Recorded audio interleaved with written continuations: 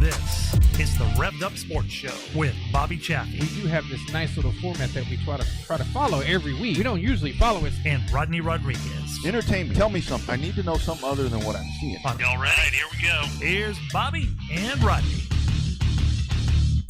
It's time once again for everybody to come aboard the... Oh, can't say that part. Cannot say that part, but... Yeah, we can. Yeah, we can. Could. Yeah, I guess we could. We'll just say the Rush Train, just in case. Hey, we're live. From the same spot. In the same spot. From the Revved Up Sports Show studios. Showtime Bobby Chaffee, Rodney Rodriguez, RevvedUpSportsShow.com, RevvedUpSportsShow.tv, RealRaceTalk.com, RevvedUpRadio.com. Glad you were with us on a Monday. Man, we don't have any weather to talk about. I mean, besides the fact that Texas is going to open, that's a really good thing. But there is just so much going on. This weekend felt like like we're into racing season. Well, we were in racing season. Friday night at Waco, I had a good show, and then they had a nice show down at Texana. You obviously up front and personal with both shows. I did not have the opportunity and chance to go to either one of those. I try to get that last little bit of honey-do list done right before racing season starts really, really kicking in because, you know, that's what you got to do to keep the spouse happy, to try to come in and be able to go and do things and have a fun time. But, you know, before we get started real deep in the show, you know what we need to do? A belated birthday to one of our biggest fans, Joyce Shepard. The best. Happy belated birthday to you, dear. I know that you had a chance to go to Waco, didn't get a chance to make it down to Texana, but happy birthday. It looked like the shenanigans were hot and heavy there on Facebook with there was some crawfish and some other things I thought I saw. So she told me at Waco Friday night, she's like, I'll see you at Edna. And I kept looking around. I didn't see anything from Joyce at Edna. And then, like you, I saw her sitting over there eating and doing that. Hell, then they started sending me pictures. I'm over here trying to be a professional and broadcast or call a race, and they're sending me pictures of themselves and having drinks and all this other stuff. What's that all about? And that's just not fair. Not in the middle of a race. Don't you? You know, I don't think people realize the crazy text message we get when we're announcing. Yeah. And back in the day, you know, years ago, you remember when people realized that when there was a quote unquote bad call that was made, your phone would blow up right in the middle of the race, and you're like, "What the hell? I can't do anything about that. That's not my call." My favorite one is when I'm announcing and I get a text. What are you doing? What do you think I'm doing? I mean, are you listening? I mean, you hear me.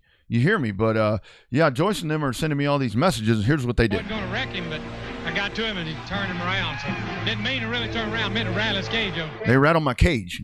And threw me all off when I was trying to do all of this. But, yeah, great weekend. And, yeah, Waco was superb. Edna was really good. A couple of guys there took some hellacious rides over at Texana. Glad everybody's good there. What I really took out of that was that's where we are really thankful for all the safety apparel because it really came into play in both of those. It was a Mod Light and a factory stock that took some terrible tumbles. And we saw our man Johnny Torres. You've got to go back and watch the rebroadcast. So we're sitting there in the Sport Mod race, and everybody's just kind of doing their thing. And bottom of the track is working really well. And then we get to the end of it, and JT sitting back in second. JT says, I'm going top shelf. JT goes to the top shelf and wins it in spectacular fashion. I said, for a promoter, you race pretty damn good. I guess so. I mean, it's funny how the promoters, you see when Stevie gets behind the wheel of a race car too, he starts kicking ass too, and now you got JT doing it too.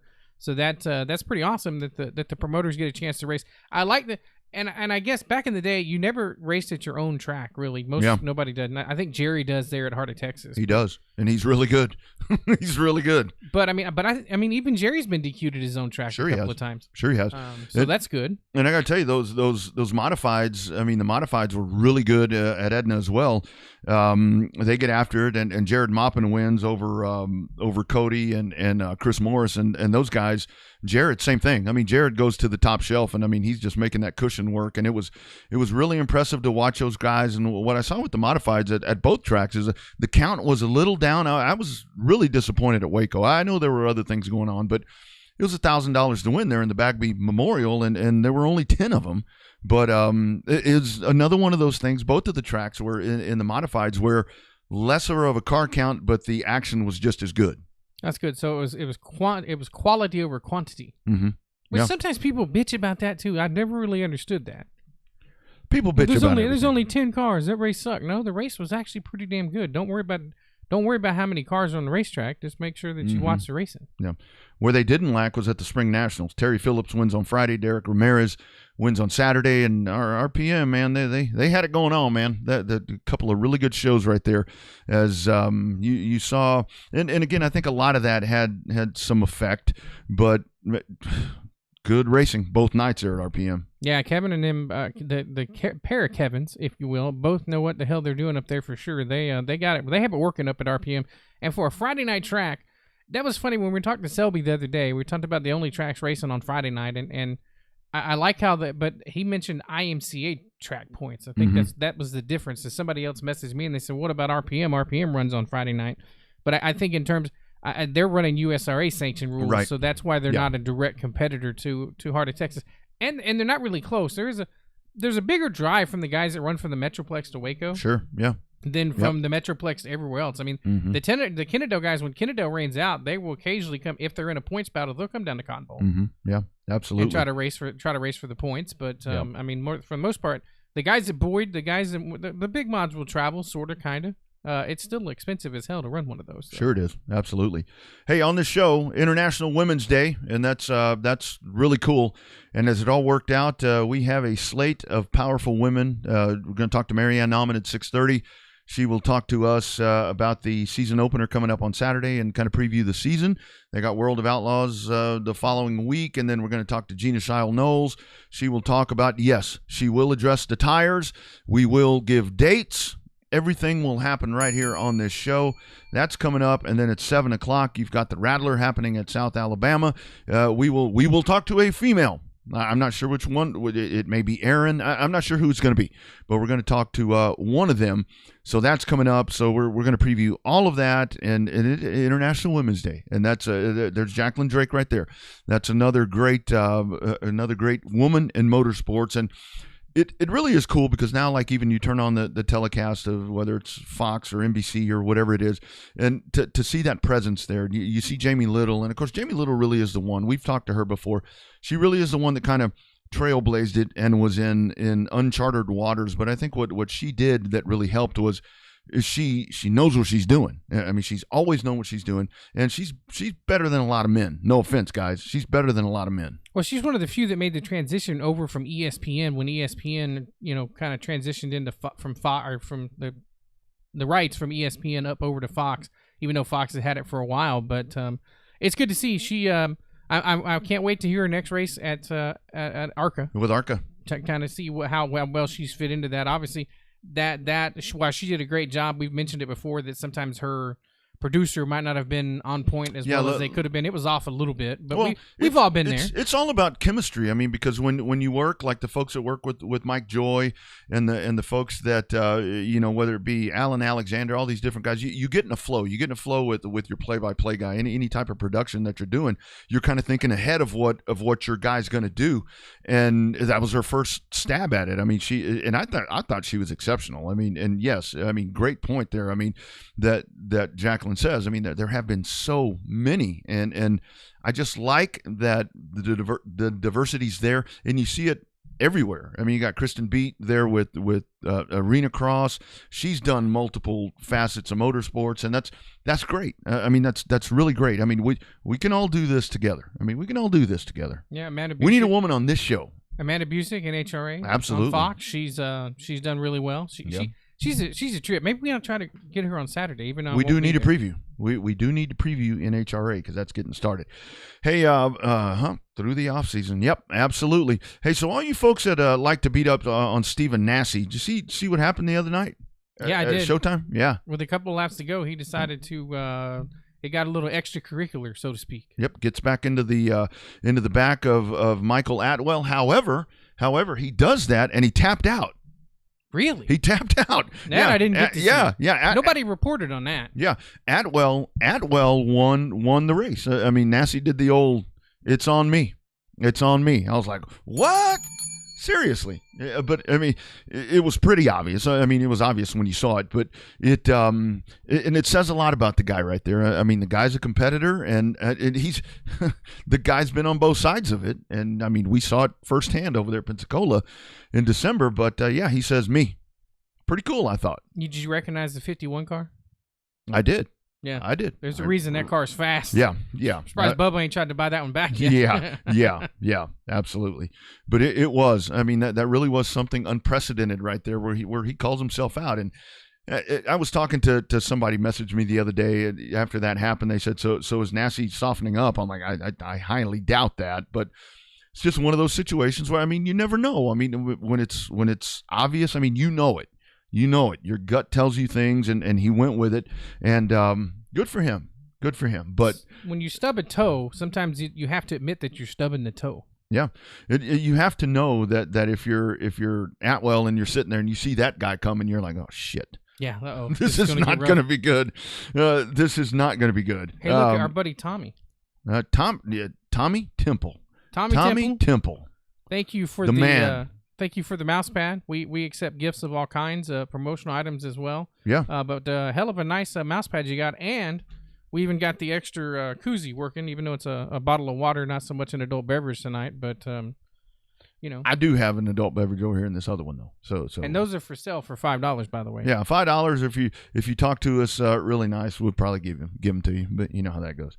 Yeah, he ain't softening up. I know that. It's just one of those deals. The stars align there, and Atwell wins the super late model Triple Crown right there at Showtime Speedway. Alabama 200. You have to fit, man, Chris Davidson. Oh, man, that was rough, right? 2 to go. Jeez. Well, they're all damn lucky that Matt Craig got caught up in a mess, because he had him covered, and Matt Craig is really, really good.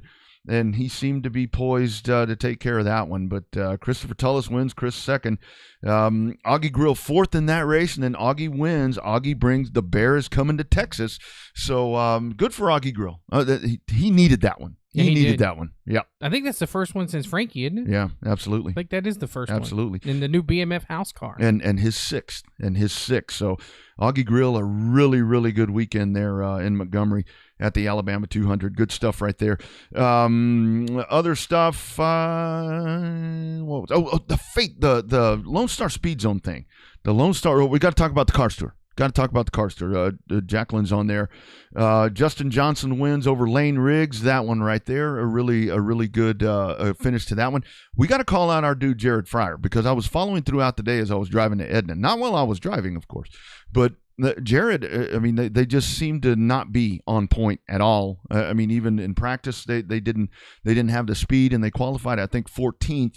And then when it was all said and done, I looked at that, and they came all the way back up to 4th, and he was contending there. So good job for the champ there to bring himself back into that. Yeah, it's definitely a really good run. I was like you when I saw qualifying and saw him down in 12th or 14th? Mm-hmm. 14th. 14th, and I was like, damn, what happened? Is the defending champion, is he off? But, I mean, I think every once in a while, we talked about stubbing your toe. There's more than one way you can stub your toe. Sure. You can get off the setup. That's the funny part is, these race cars are just, even at the late model stock car or the super late model, you're talking just, tenths of pounds of pressure. 0.003. One little bitty. I mean, I remember in the street stock, we would make the faintest adjustment in air pressure, and that was a totally different car, whether good or bad. And that's what they're doing there, and they hit the nail on the head right there, and just a good start for him. Johnson, Riggs, Butler, Fryer, Timothy Peters finishes 5th. I think he was the fastest qualifier, but it's good to see Peters there. Our man Caden Honeycutt finishes 12th, so obviously not the start that he wanted there with the Cars Tour, but again, I mean, the Cars Tour. That is the modern-day All-Pro Super Series. That is just such a well-oiled machine, and I saw that Jack McNally was getting some love over the weekend, as he should. It is much deserved, because they have put together some kind of program there with that series. That was a really good article that they had for him. It was about damn time. I'm sure there have been others, but I put him seriously. I put him right there with Bob Harmon and with Rex Robbins and all of these guys. I mean, because it has to. You have to have, the leader has to be somebody that you're going to put the people in the right positions. It's like a track operator, a series director, or whatever it is. You put the people in the right places, and then you delegate and you let them go and you leave them the hell alone. I mean, there's times where you have to step in, and I know it's hard. I mean, whether it be in a racing series or in a business, you empower these people to do stuff, and you catch yourself wanting to get in the middle of stuff, but it's like, nope, that's on them, good or bad. If they screw up, yeah, you go back to them and you figure out a way to fix it. I've always said you figure out a way to fix it before you beat them up. You beat them up after. But that Cars Tour, man, that's the model. That is the model. Well, there's a reason why Jack didn't have a lot of articles written about him, because he's not in the front lines. I mean, he's right, not one that wants right. all the headlines. He's not one that wants all the publicity. He's all about the tour, right? He wants the cars, the drivers, and the teams to get all the publicity they can out of that deal. That's why when you read the article, you're like, huh, this is pretty cool. You know, it's the old Hooters Cup. Oh, you remember the old Hooters Cup, and then you remember the Pro Cup series back when they were using old Cup cars, old Cup cars, and then that deal decided it wasn't going to work. I remember when they announced that they were going to do that, they were going to take the cars sanctioning after URA, whatever, All-Star USRA shutdown or whatever it was with the late model stock cars, and they decided to start that tour. A lot of people thought they lost their mind. They're like, well, this one series just folded. What makes you think this one's going to work? And then it's the same thing with the super late models. When they did the super late model sanction, which they still have, obviously it was big when it first started, but then the cost of these super late models started dropping off, and then they decided, well, we're not going to run the full season. Well, they'll run a full season, but not as many races. You know, quality over quantity again. How many times have I said that tonight? Hey, been there a couple of times. What are they trying to get us to? What's that? I thought the physician says there's no. I don't know. Did we get hacked already? I don't know, man. Man, we have that kind of reach. Man, that's awesome. Hey, y'all, don't click on that. If you're on the Facebook feed, don't click on that. Just in case. Don't want your shit to not work anymore. I don't exactly know what that is, but it's a brand new account. Yeah. I don't know that. I mean, hell, I don't know. Whatever. Just don't click on it, just in case. If it's legit, we'll figure it out later. But yeah, it just a great event, and they're back at it again on the 20th. They'll be at Hickory, so that that's a cool part about that as well. I mean, they go to cool places. You go to Hickory, and that is really, really good. Yeah, we've reached a point that we're getting spammed, so it's about damn time. That's good, right? 15-year overnight success right there to get that stuff to happen to you. I think I blocked. No, it's still there. I've blocked her now, or it, or him, or whatever the case may be. It's national. You can't say it, right? International Women's Day. They're probably. It could have been a computer. It's probably a woman that you offended. Well. Oh, something about diabetes. So maybe it's something good. I mean, not that diabetes is good, but if it's trying to prevent diabetes and all that's good. But don't click on it now. We'll click on it later. We'll get I don't know. We'll get somebody to click on it, and their stuff can get messed up. HSV2. I don't know what HSV is. I'm not sure. Is that a series? Is that some kind of touring motorcycle series or something? I don't know. I'm not sure. It's like Formula One. Yeah, it's probably our Formula One fans who are always talking crap about Formula One on the Saturday show. How it's Lewis Hamilton and everybody else. That's an F1 fan there that's saying, "Ha, take that, rednecks." Oh Lord, what a show! Hey, I do. See what happens when we get together? I know. I do want to address that whole with the Lone Star Speed Zone, and maybe we can get back to it because, like I said, we got so many people. We got so many. Sounds like something you get from a pit lizard. Yeah. Lord, I want to thank you for my smoking hot wife tonight, Lisa. Yeah, but well, you wouldn't get that from her. No. Let's hope not. Let's hope not. But that's when you get aboard the train. Yeah, right there, man. That's where you do that, and that's when it really gets. Oh, go, girl, go! I'm going. I got the metal to the pedal and the thing to the floor. Yeah, all right. But that Lone Star Speed Zone thing, if you get a chance, go back and click on that. It was talking about did stock car racing mess up by not evolving, and I'm really on the fence with that because what hasn't evolved, I think, a lot of times is our practices, and I don't mean hot laps. I mean it's the way that we operate, whether it be tracks, fans, drivers, everything. We still think that the status quo that we've done since way back in whenever is the way to operate. And like what we're talking about right there about the Cars Tour, I mean that's a great example right there, because you watch them and they take this social media thing and they're just like boom. I mean they're utilizing that to the max, and I mean that's really what needs to happen right there. But I think the premise of that topic was when it comes to the car itself, and why are we watching cars from way back when? I mean, good question. I mean, you've got all the front wheel drives and all of this. I mean, we've talked about where right now the 4-cylinder class is the bomber class, but nobody wants to admit it. I mean, it is, or it's the street stock class, really. Yeah. But see, so I follow. I think we both follow it even on the Russ page. Is that the street stock racing then and now? And somebody made this exact point. He posted a picture of his IMCA little sport compact little machine. I think it was a Chevy Cavalier, and he's like, look, this is what we run sport compacts now. These are the new street stocks.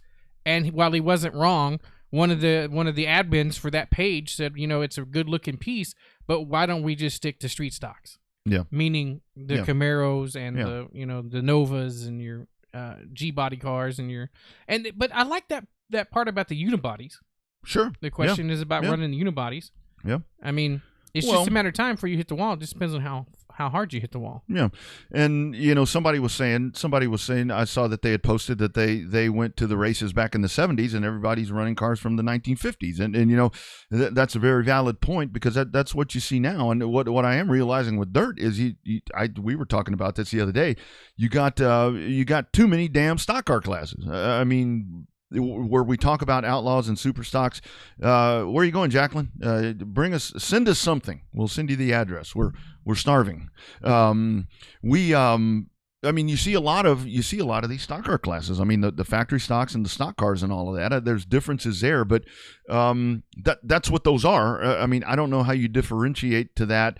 To get modernized. I love the point about, that to have a Mustang, Camaro, whatever. Well, we have them, the bodies. Mm-hmm. We have the bodies, but to change all of that, I mean, you have to do a lot of engine changes, and folks don't like fuel injection. And that's where you get into that. It's like, okay, if we want to modernize, let's take all the carburation away. Let's get all from carbureted motors and all that. Let's get totally away from that. No, we can't do that. Well, you can't modernize. You take everybody that works at a dealership now. I mean, I say everybody. A large majority of the mechanics at a dealership right now have no idea how to tune a carburetor. Sure, absolutely. The only thing they know is how to plug it in the computer. Well, and when we had Brad Dixon on, when he was talking about the electric cars and all of that, I mean, you just charge it and go. I mean, it's a lot easier. I mean, you have guys now that, like you said, either can't or don't want to be turning wrenches, which I'm not in favor of that. I mean, because that's to me, even though I don't know how to do that either, to a certain extent, to a large extent. That's a lot of what this is. I mean, that's a lot of the togetherness and whatever of what this sport actually does. That part of it. I mean, because you do that a hell of a lot more than you race, because you do that all week and then you get to go over there for 5 or 6 hours or whatever it is on Saturday.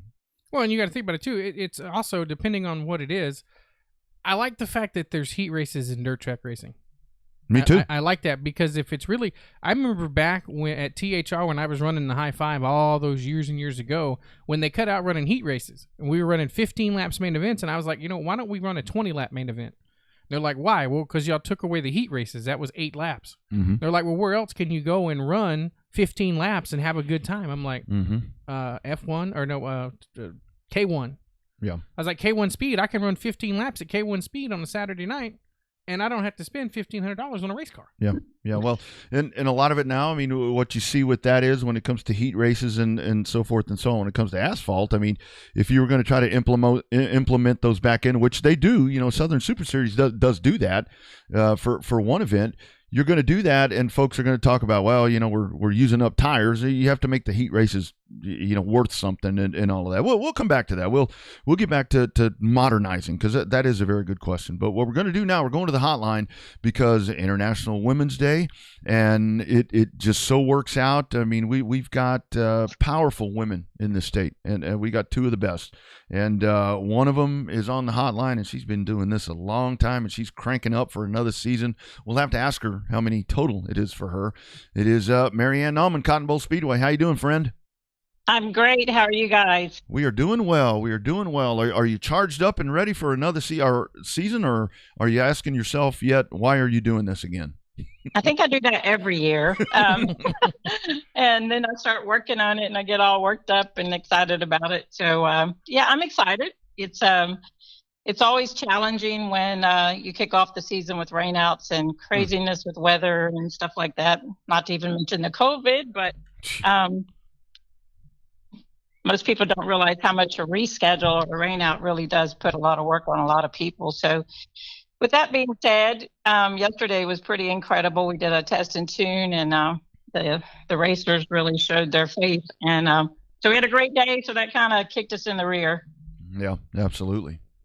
So, Marion, I know that you guys, Snowvid didn't do you guys any favor with all the ice and snow. Talk about some of the damage that you guys had, because I don't think people realize the extent of the damage that the tower had and even the racetrack itself from all that ice and snow. Right. You know how the rumors always start. First, it was that we didn't prep the track. We didn't prep the water truck. We didn't do any of those things. But anybody that knows H.E. Nauman knows that he did overkill. So yeah. We didn't know that the first night the lights would go out after I think we had all the central units on heat, and then anywhere that didn't have heat, he had actually put little heaters there, which was great, dripped all the pipes, and there's a lot of pipes to drip around there, or faucets, Heck yeah. and all those things. But the first night we lost the electricity. So the pipes froze up, and there was one water faucet that was just from the top of the faucet down to the floor or to the ground was ice. It was just a big ice cube. So the race control, which is the VIP suites, it was flooded. Faucet actually blew off, or actually the shutoff valves actually blew off, shooting water all through the race control. And then just in the men's restroom in the pit area, for those that were out there yesterday, you probably saw where we had to pull down the ceiling and the sidewalls and everything from the flood.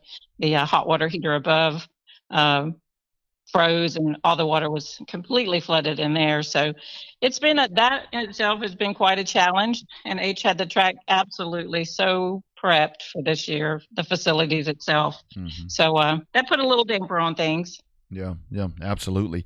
But before we dive into to yesterday and everything, let's quickly. I know the dates are out. So, how much of a challenge for you guys was with World of Outlaws when everything was happening? I'm thinking, no, not again.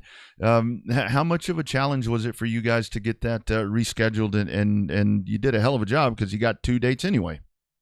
Right. I guess things happen for a reason, and we just got on the phone with them, and they wanted to come as bad as we wanted them to come. And more than that, we wanted them to come for the fans that have been so faithful each year, waiting and waiting for it to happen, because we've not been very lucky with the rain and stuff. And then this comes along, and it's like, oh my goodness. So then they said, we're just going to do a double hitter. And we're like, so you're going to run one night and then finish out the second night? Nope. We're going to run a full show on Friday night. We're going to run a second show on Saturday night. Wow. And by moving to March, one of their big sponsors decided to make it a bigger event and use that date for our track for that date, which was even better.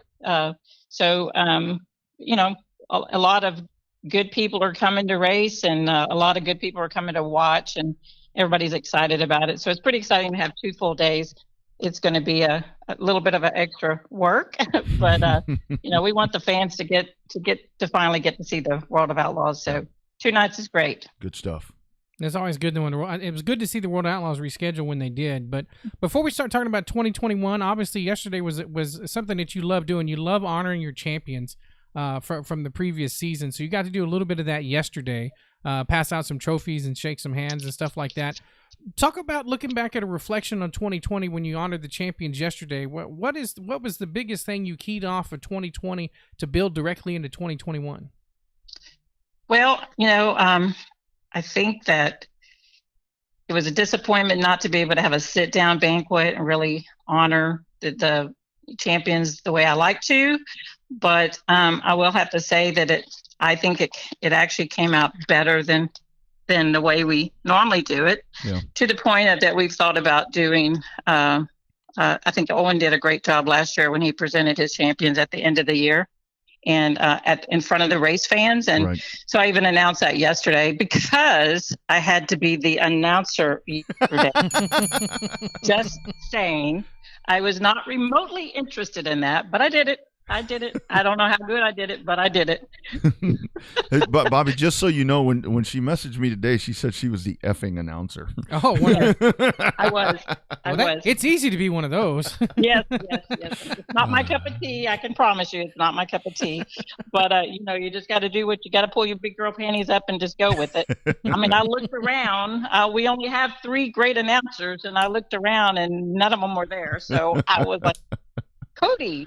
And Cody was stuck in Bastrop where there had been, unfortunately, a wreck, and he was stuck behind it. So there was no one but me. No, but actually, when you messaged me that, I was thinking, I mean, for the drivers, and I'm sure that folks will comment on here, it probably means more for them to get that from you, because do you, I mean, the respect and the love that people have for you, it's just, man, you, Marianne, have just built some kind of following. Do you ever reflect on that? And your dad would be proud. I can tell you, your dad would be proud. Well, that puts a lump in my throat, of course. Sorry. I think every time I do something, I always think, what would he do? Because I think he was so good at what he did do, and he loved people like I love people. So I like everyone when I first meet them, and you really got to do something for me to dislike you, but you probably know by that time that I'm already not happy with you because it just kind of shows on my face.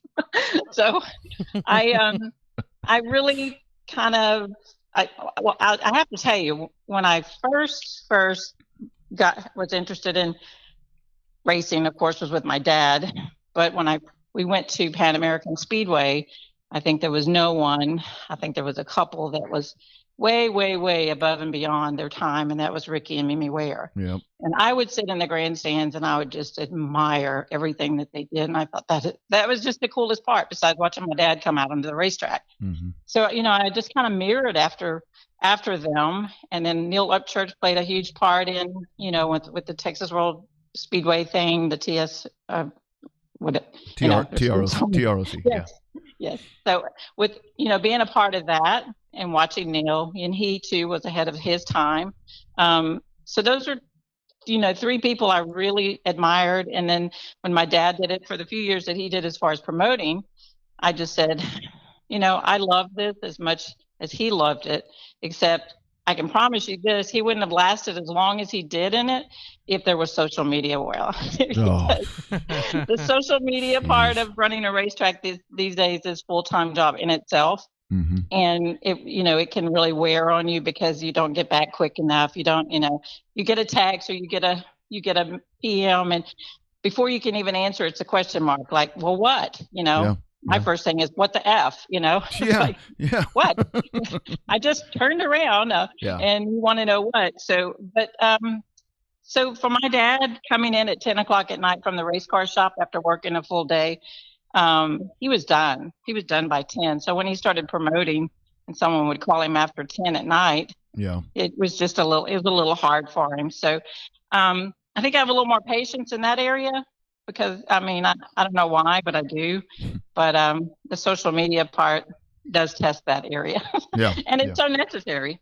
That's where we get. That's where we get to that delegating part. We were talking about you have to delegate stuff, and Jacqueline Drake was on here, and we were talking about how the Cars Tour does it so well. But it really is. You have to. You have to, whether you like it or not. It's so important.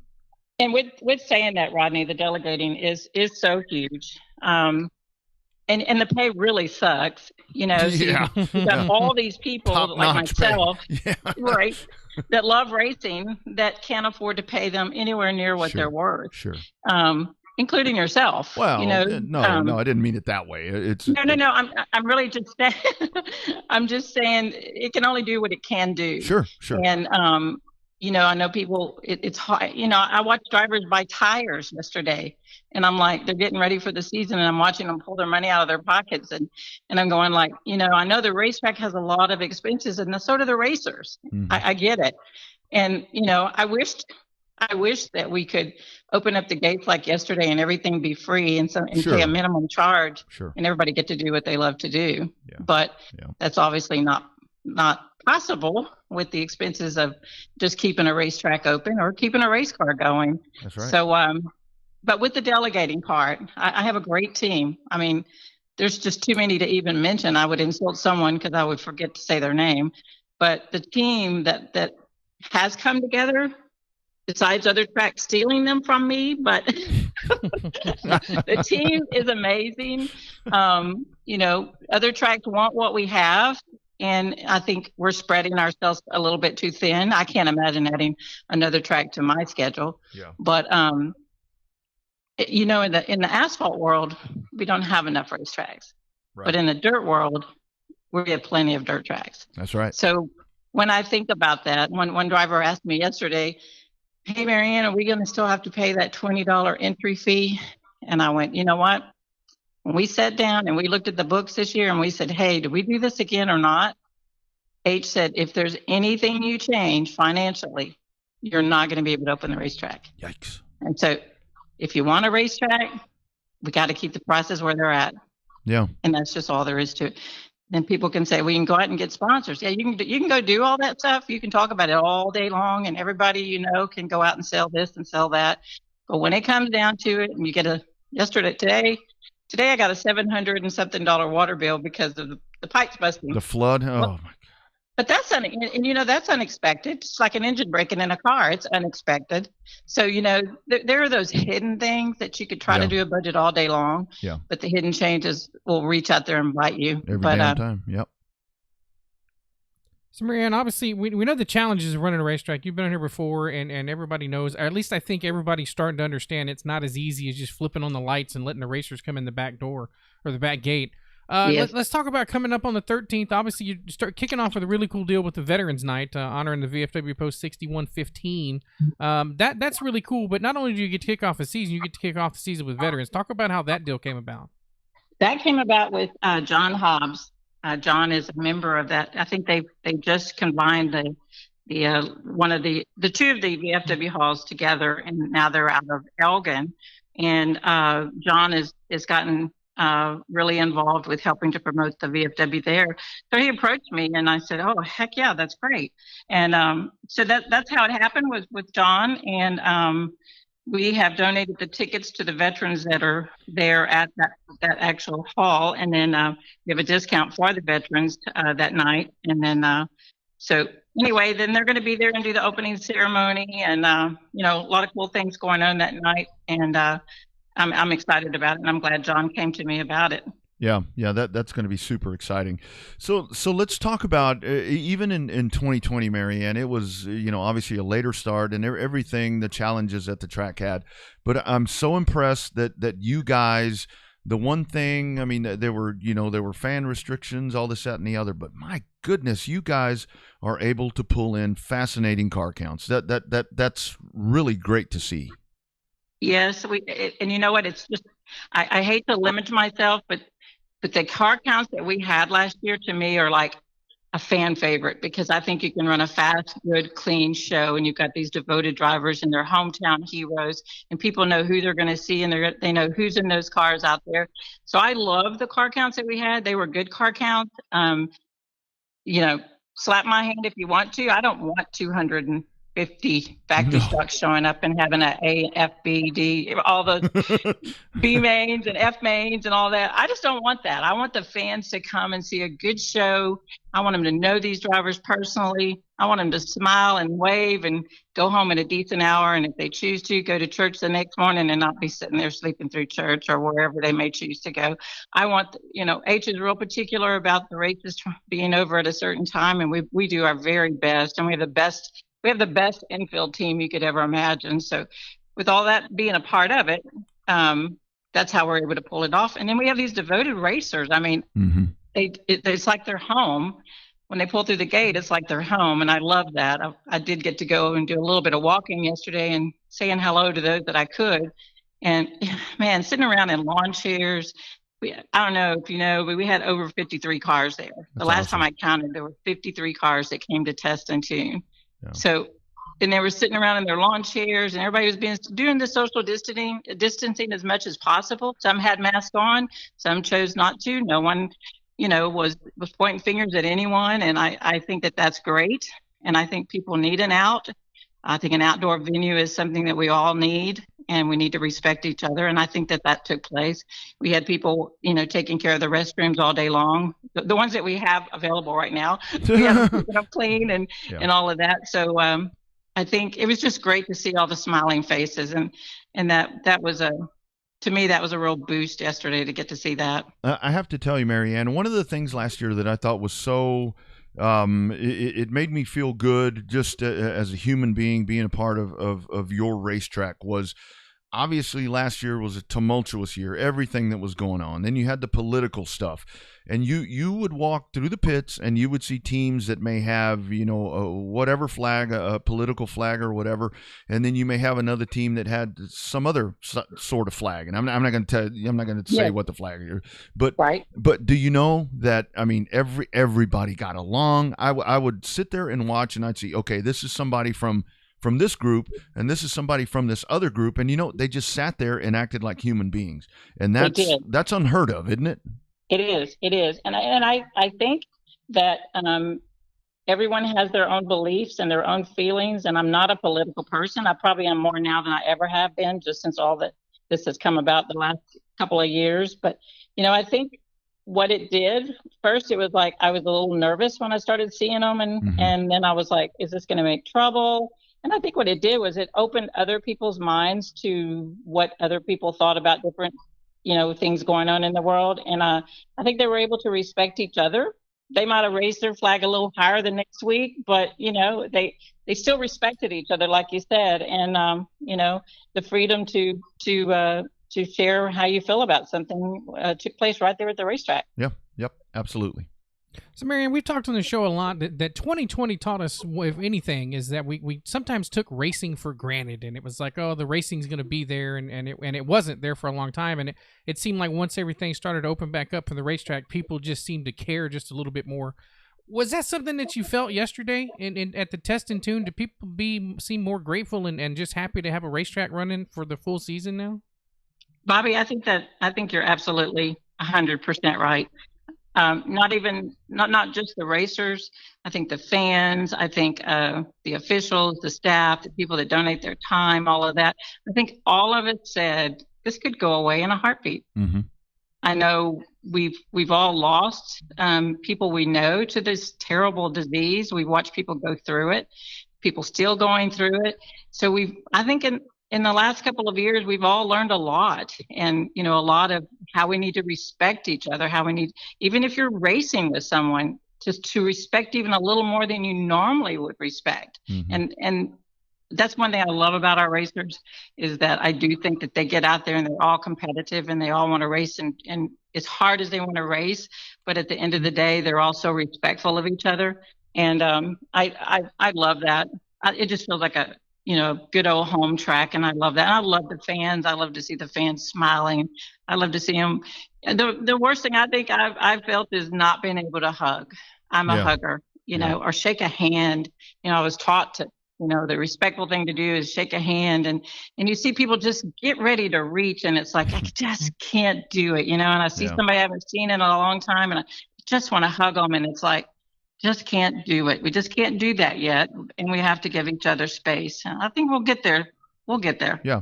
Just have to be patient. I think we're just do what we can, and you guys really did a good job last year with distancing and all of that. I mean, everything was in place. If folks choose not to do it, that's not up to you guys. I mean, it's right. But you were prepared. So let's talk about 2021. You come off of 2020. Was a good day yesterday.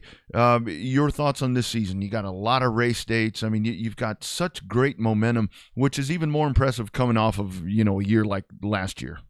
Right. We've done a lot of planning. We've we tried to make up for that February where it just seems like when you try to start it off in February, it's like back in the day, we didn't start in February. Yep. Back in the day, we went March, April, and everything was sunshiny and pretty and ready to go racing. And honestly, in the dirt world, I find there's really not an off season. Everybody just keeps having a big show and having a big show and having a big show. Thank God for Speed Pass, because I get to stay home and watch that stuff when I'm not working. Track. So Speed Pass was an amazing thing for our aging fan base, that can't make it out there, that choose not to come out in the COVID time. So we looked at all of that. We looked at as much as I possibly could. We really looked at what was going on around. Liz always helps me with that, with who's got what going on, so that we try not to step on toes. And working with Owen as much as we possibly could. There's just so many dates that you can choose from. You're always going to step on someone. And the sad part is most of the time it's not intentional. Sure. And then throw a rain out in there and God forbid a snow, what'd you call it, Bobby? Snowvid? Yeah, Snowvid. Yeah, throw that in there and then try to reschedule all of those and not step on people's toes, and then, and I even like to include Gina. So, I try to do that. It doesn't always happen, but that's what we try to do. And so then we just try to hit up on the best days that we could and get enough racing in. I was probably one of the first tracks that didn't race every weekend. Remember, Rodney, when I just you too, Bobby, when I said, why would someone want to do this every weekend? Thank God. You have weddings, you need, baby showers, you need time. Yeah. We thought it was crazy then that you went. Yes. Now it's like we do good to race once a month. It's like how did we used to do that before, Marianne? How did we race every week? I really don't know, and maybe it's my age. I don't know, but it's like I have no desire to get out every Saturday night and be at a racetrack. And I know some of these fine folks do, and good for them. I mean, great for them. Back in the day, I probably would have too, but I do enjoy having the, a week or it's usually a week off, but I look forward to that, especially for H with all the track prep and stuff. But, I don't know how I did it every weekend, but I said something to my dad one time. I was like, man, how did we race every week? And he's like, yeah. He said, hey, I'm the one to ask. He said, I did all the work. Not only that, how did we race on Friday night, change out the rear ends and the gears and all those things and go to San Antonio and race? How did we, the next day? Yeah. I mean, we did, and I know that guys are still doing that. Guys and gals are still doing that now. And there's a lot of choices in the dirt world. There's a lot of choices to go to. Honestly, when H and I decided to keep Cotton Bowl open, I thought, hell, racing's about to go away here with the dirt track, like the asphalt has. Yeah. And then I turn around and this track is opening and that track is open, and I'm like, well, not sure it would have been missed. Yeah, exactly. Yeah. No, it's crazy. It's crazy. So let's recap. I was trying to look at the schedule here. What time does the racing still start at 7 for most nights? They do. All right, because we had a couple people asking. We do the asking. opening ceremony at 7, and then we go from there. That's our goal. Yep, absolutely. So with the opening night, so coming up on Saturday, I mean, full slate that we'll have out there. I mean, I foresee a lot of cars. And I think one of the things too, I saw it at Waco and I saw it at Edna the other night. Folks need to remember, even though that we've done this for a while, we've done this for a few years, you got to remember, opening night always brings some gremlins. It does. It does. It's a draw, redraw. So that in itself is quite a challenge. You should have seen me the first night at the dirt track when I was trying to do the line. I was down there and they were doing the lineups, and Don Painter came up and said, "Hey, Marianne, we have to do redraw." And I'm going like, "What?" I never even heard of that. He's like, "Oh yeah, you're going to do redraw." And I'm like, "Oh, okay. Well, let's throw another kink in here." So at least we're prepared for that. But Teresa Garau helps me with that, and Tiffany Vogel. So we do have the redraw. So that in itself takes a little bit of time. And of course, we've got the best scorer, Ann Weir is amazing in the tower. And then, H is a race director. So we pretty much have the team all in place. But you're right. There's always going to be those gremlins. And then we've got to calm those drivers down and not tear up those really pretty cars that were at that car show yesterday. Yeah. Everybody respect. Yeah, that's it. It's a long season, so that's the thing that folks need to remember. So, is it becoming second nature for you now? I mean, I remember a drunk discussion. Me being the drunk one, and Bobby too, at Pensacola when you were just getting into this. So is dirt? Is it a little easier for you now? Well, if the racing was not so damn good, I'd have to tell you, if I won the lottery, it'd be an asphalt track. And it would be an asphalt track because if it rains, you blow and go. Yeah.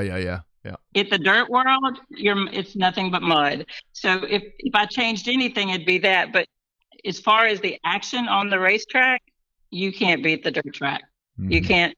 I mean, the action is just unbelievable. And, four wide is common.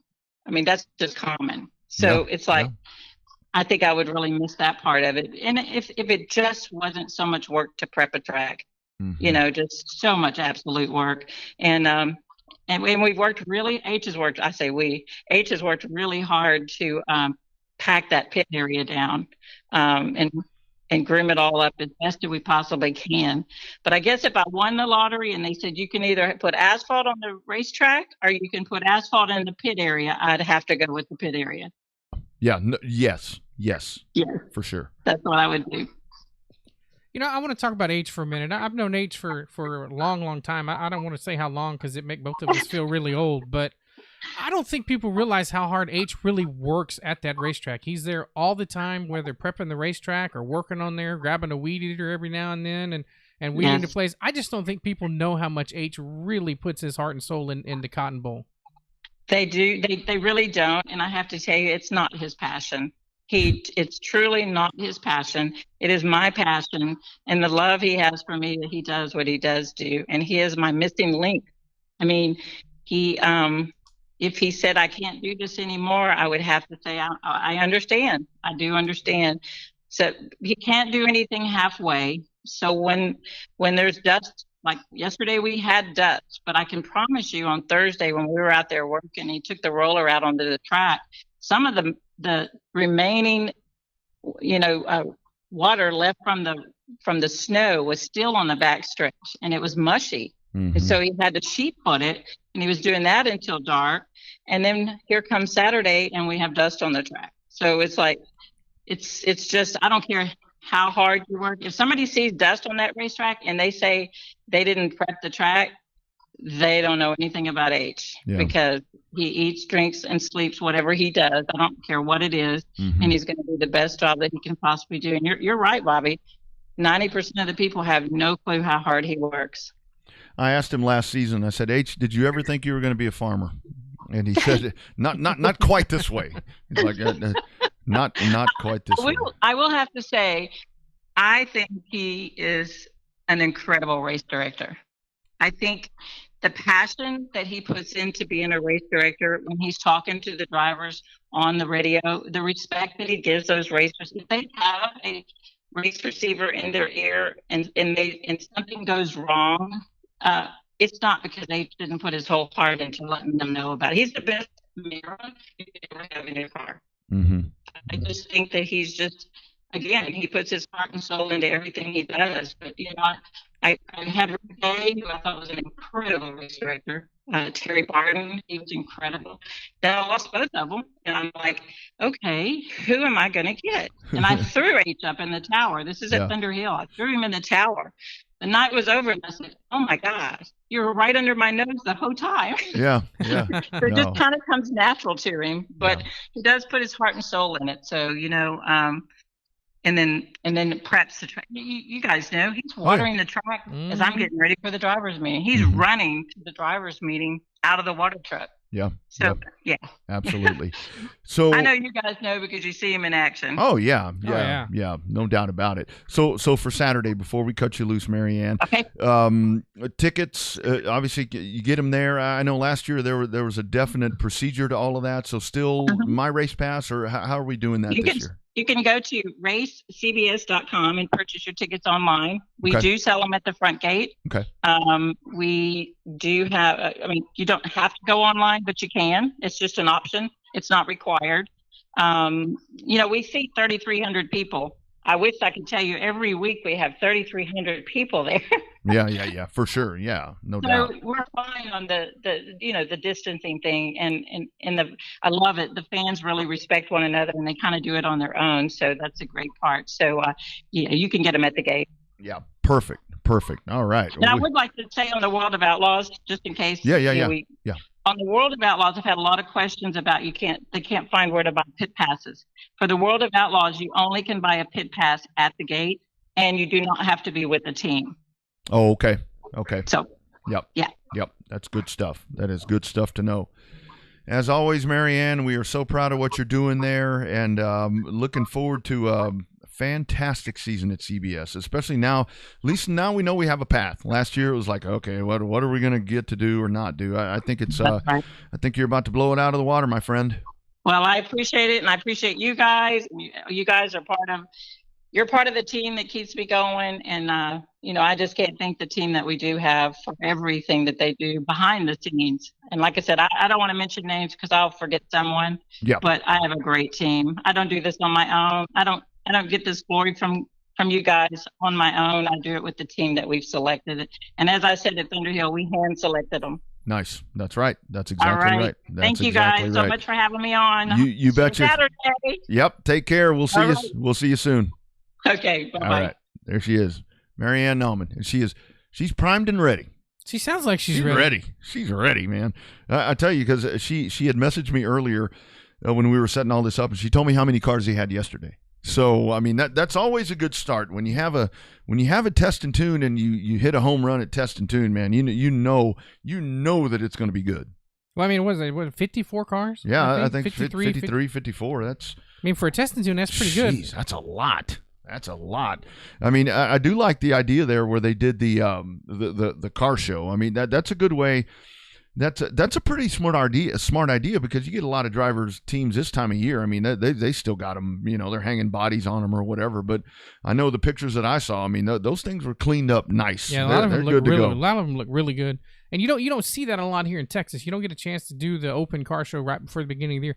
Like I texted you this afternoon, those pictures that our buddy Phil Whipple took inside that mall that they had the other day, man, those cars were clean as hell, and they look badass. Yeah, them Yankees know how to build some good looking cars up there. Well, I tell you, that's really where we love the what we have here with dirt track racing. But when you really look at all of this, I mean, IMCA and all of that, it stems from up there, and I mean they're really the ones that set the precedent, and it's made its way down here, but there really are some good-looking cars, and I did see at Waco and Edna. I mean, the guys and ladies did a good job. They didn't tear. There were 2 wrecks, but like I said at Edna, but take care of them. Don't beat them up too bad.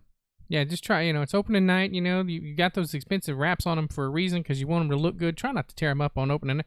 Actually, not even opening night. Turn 1, lap 1. Yeah. We'll just keep it simple. Try not to tear it up by turn 1, lap 1, okay? You can preach it all day long. You can't win it on the first lap, but damn, you can sure lose a lot of it going into turn 1 on lap 1. Boy, that's for damn sure. That is for damn sure. Marianne Nauman right there, and as we talked about, the way it all works out for International Women's Day, and that's we applaud. I know a lot of entrepreneurial women, and especially like in the real estate business and so forth. Like Jacqueline was on, and we were talking about women in motorsports, and it really is good to see that. I mean, it's especially in this sport. I mean, because it has been male dominated for a long time, but Gina's going to be on here in just a couple of minutes, but you think about it, without these two, without Marianne and Gina, you've got 2 really nice facilities in Texas that would be sitting dormant probably at the moment. Yeah, absolutely. I mean, they would both be done. H&P was done for a long time before Gina came in and decided was going to be done again. Obviously, Raymond was the one that lit the fire that started the rebirth of H&P, which we're also grateful about. Rest in peace, Raymond. But as far as keeping it going and growing that fire, I think that Gina's done a great job in Houston.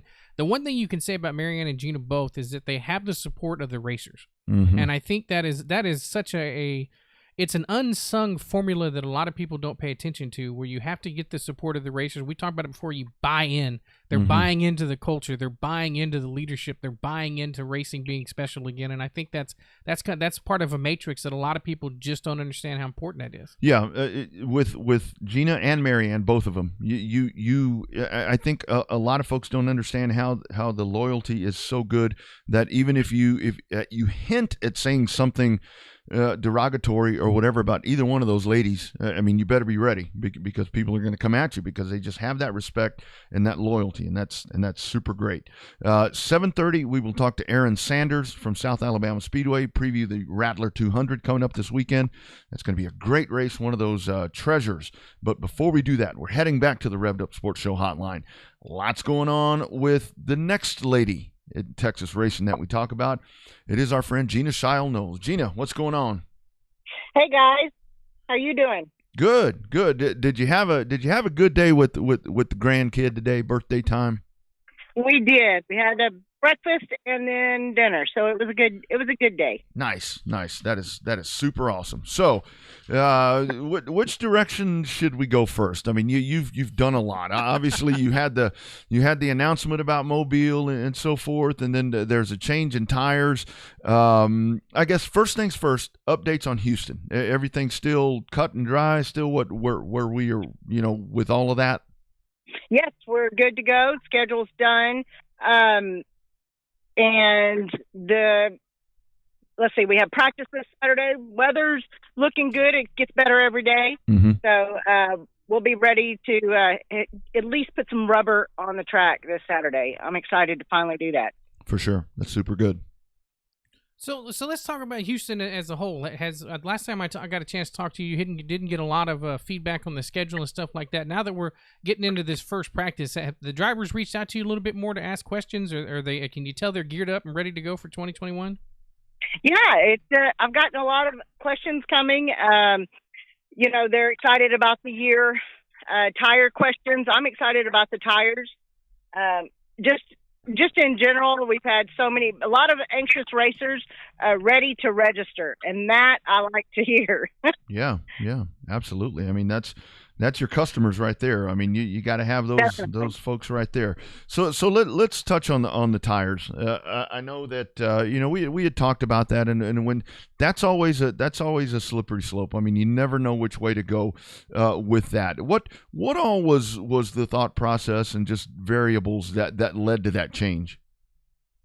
Well, when we took this over and started it, I didn't know anything about the tire business. We didn't know anything. We inherited Raymond's deal, and that's what it was. And so whenever I started plugging around and asking questions, I kind of didn't get anywhere. It was like this great big club that I knew nothing about. Sure. And so I kind of let it ride. Well, the next year, 2020, when the year came around and COVID, happened. I worked with Jerry, and we did something for the racers, gave them the discount and everything. And I thought that was great, but some things happened on the backside I didn't appreciate, and it rubbed me the wrong way. And in looking around for tires, I happened across the American Racer, talked to them. They tested well. And it just fit our program. It just fit the direction that, we were going, and that where we want to be as a whole, and not the right now, and honestly, I struggled with making that decision. It was a scary decision, but if it would have been a bad tire, I wouldn't have done it, but it's a great tire. And I think it is better for the racers. And I know that, some are out there unsure. I think that we will find that at the track, that this is a better tire. It lasts longer. It takes a lot more heat cycles. And honestly, I think it is healthier to let a new brand into the South right now. They really earned our business. They really did. Yeah, absolutely. So in the transition to the tires, any other rule changes coming? It seems like for everything that I've read, everything really seemed to be the same from 2020 into 2021, minus the tire change as far as the rules go. Yes, everything should be the same exactly. Yeah. We're still running the 5 flags rules. We're still running, like we did before. Right.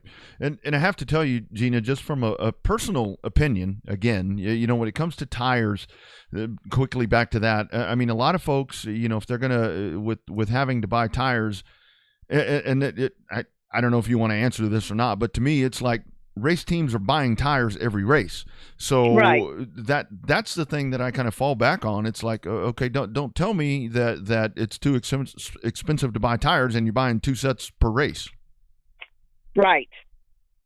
Every you could ask, and I asked a ton of racers. I did a lot of homework on this change. I did a lot of calls, a lot of questions, and really some of the stuff you heard. And when you'd say, "Well, wouldn't this happen?" and they say, "Well, yeah," and it's like, it's so hard to make a decision. Honestly, if like I said, it's a damn good tire, and they stepped up to the plate, and it was a big picture deal with them. And it's important that I award the business to who earned it, and that's who earned it. Mm-hmm. So one last thing on the tires, and then we'll start talking about the rest of Houston and Mobile and stuff. So is it every class except for the Legacies and the Eco Stocks will be running all on the same tire?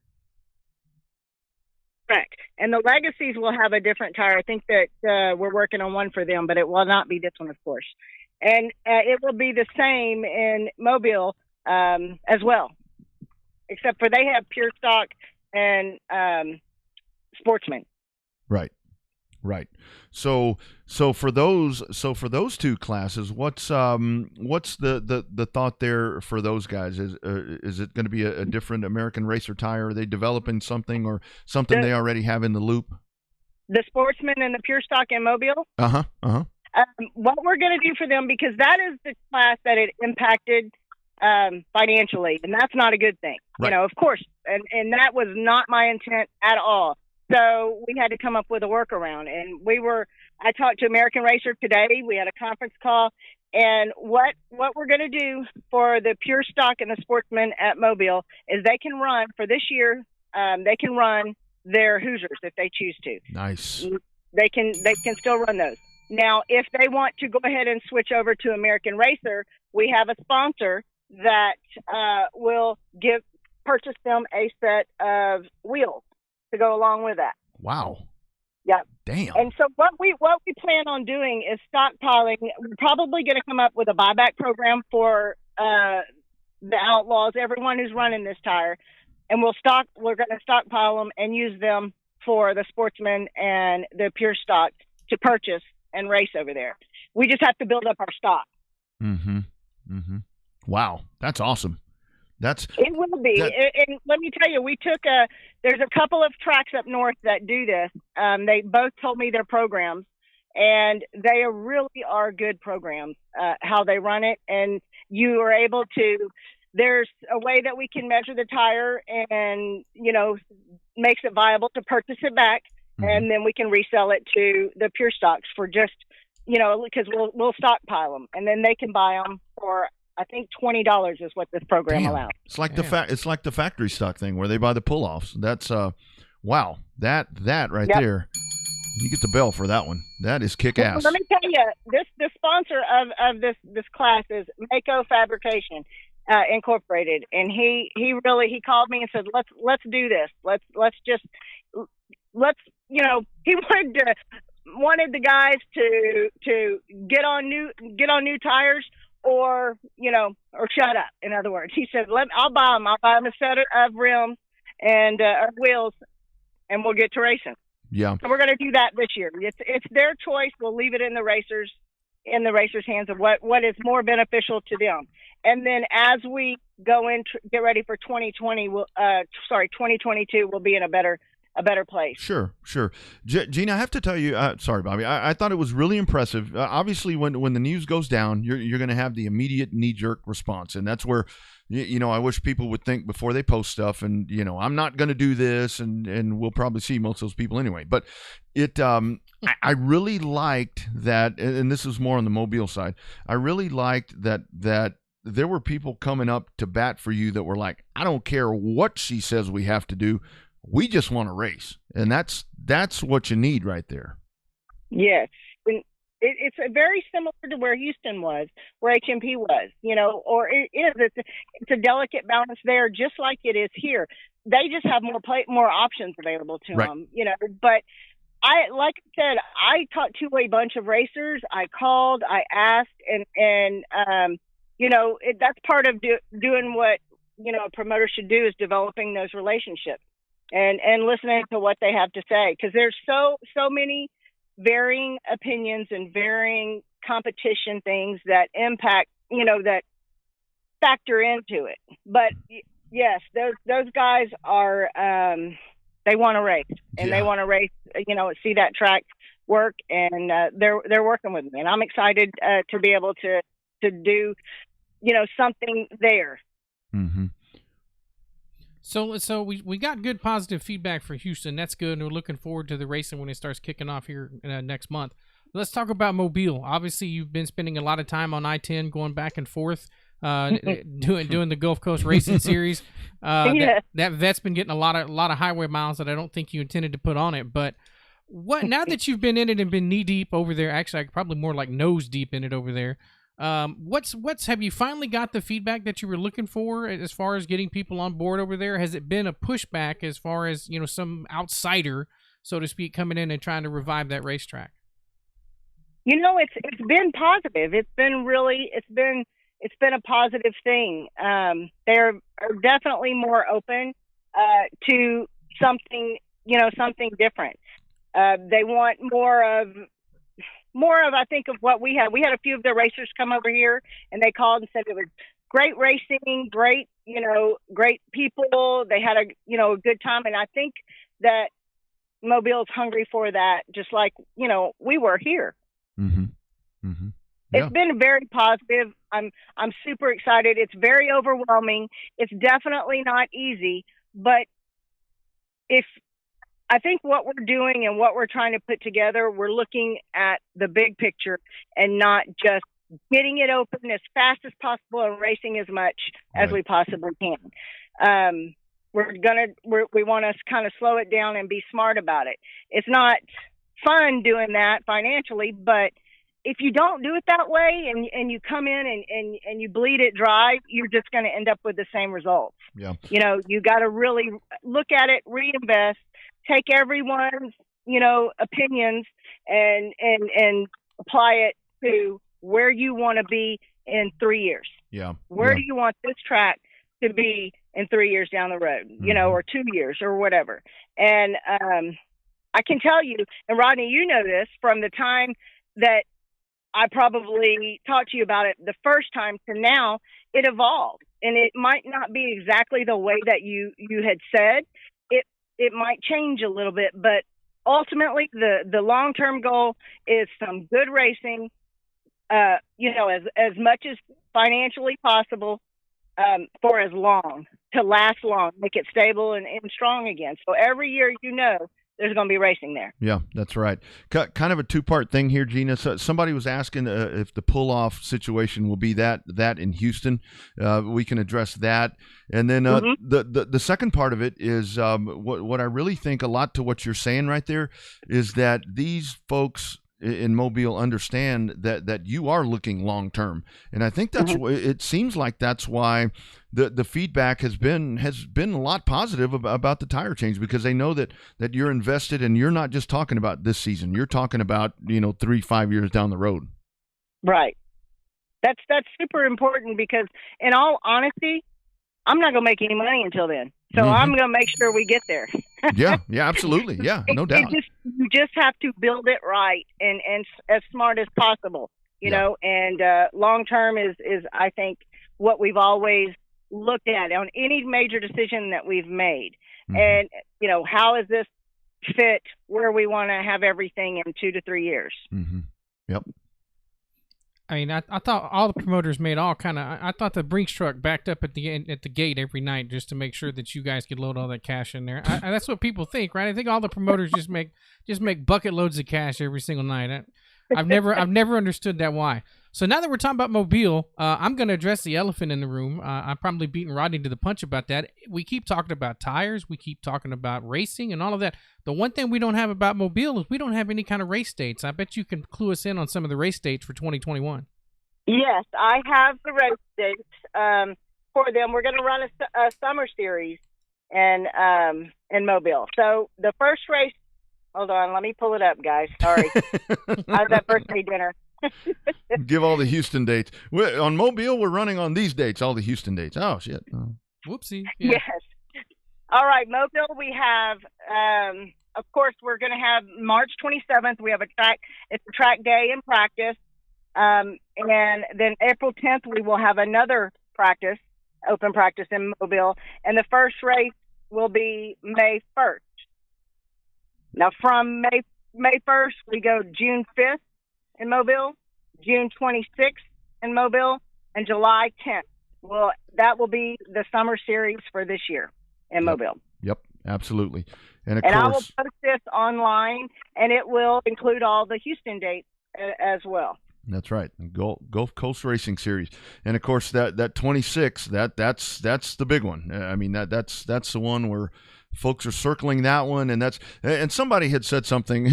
It was so funny, some of the comments, because somebody was saying something. The super late models can't run on those American racers. I'm like, well, come on, come on. They're doing their own thing. Right, exactly. In the visiting series, I'm not gonna say no, you can't come here because you got to run these tires. I think that is, from what I have found and asked around all over and talked to people about compounds and this and that. You just run them. You just run them together. It doesn't matter, let them come run their tires. So I'm not going to worry about it. I want to make the racing good, a great show, and work with other tracks and other series for sure. Mm-hmm. Yep. So Gina, quickly, I want to ask you this, kind of off topic, just a little bit.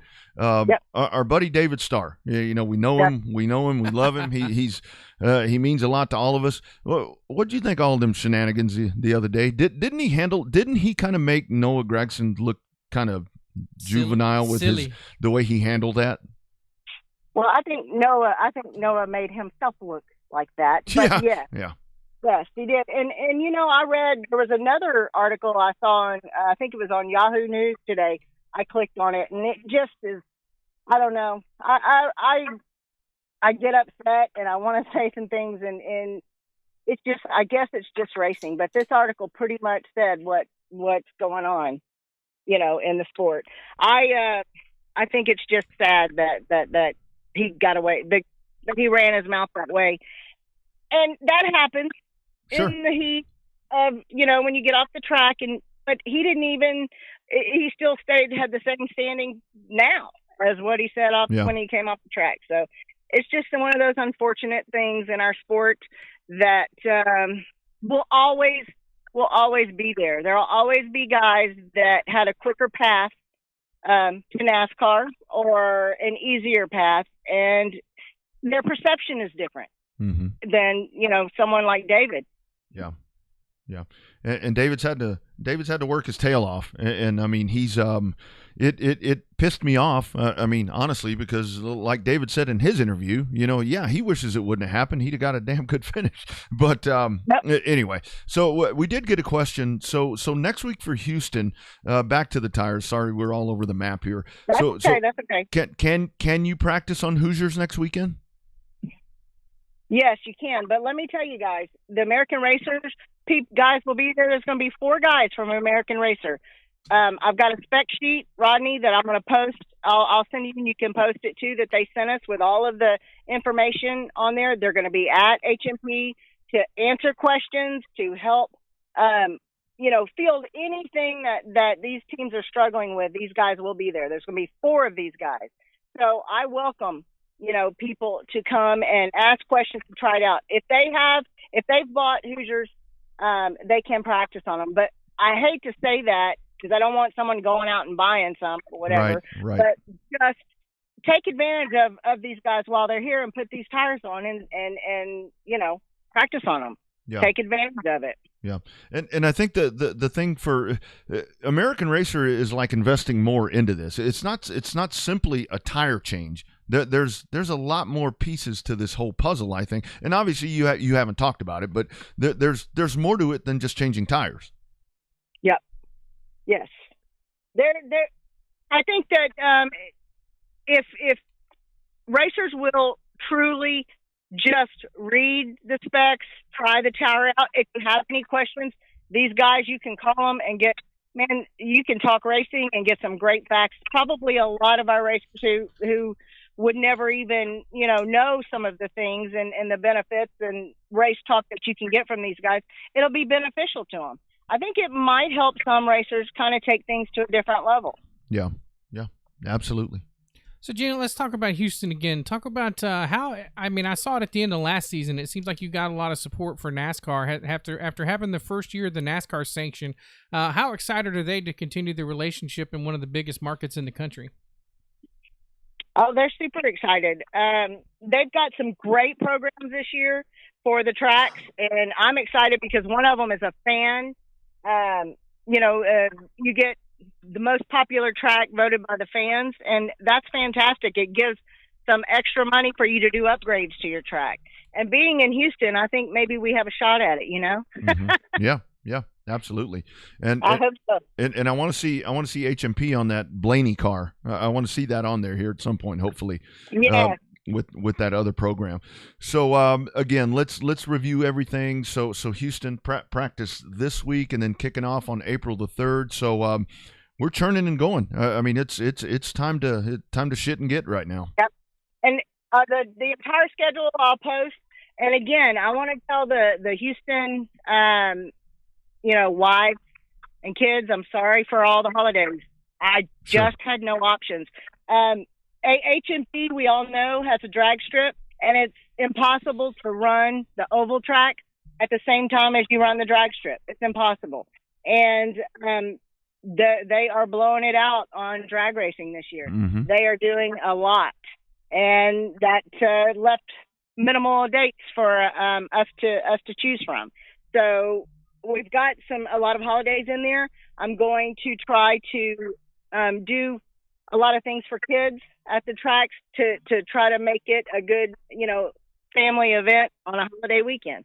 Mm-hmm. Yeah, absolutely. And I mean, I think like you and I talked about with the holiday, we're kind of one of the things Bobby and I were talking about earlier, where we're all accustomed to doing things a certain way. But I think now, especially with us being locked down and not able to get out of the house for a while, I think the holiday thing's not really going to be that big a deal because people want to find something to do right now. Yes, very much so. Yeah, absolutely.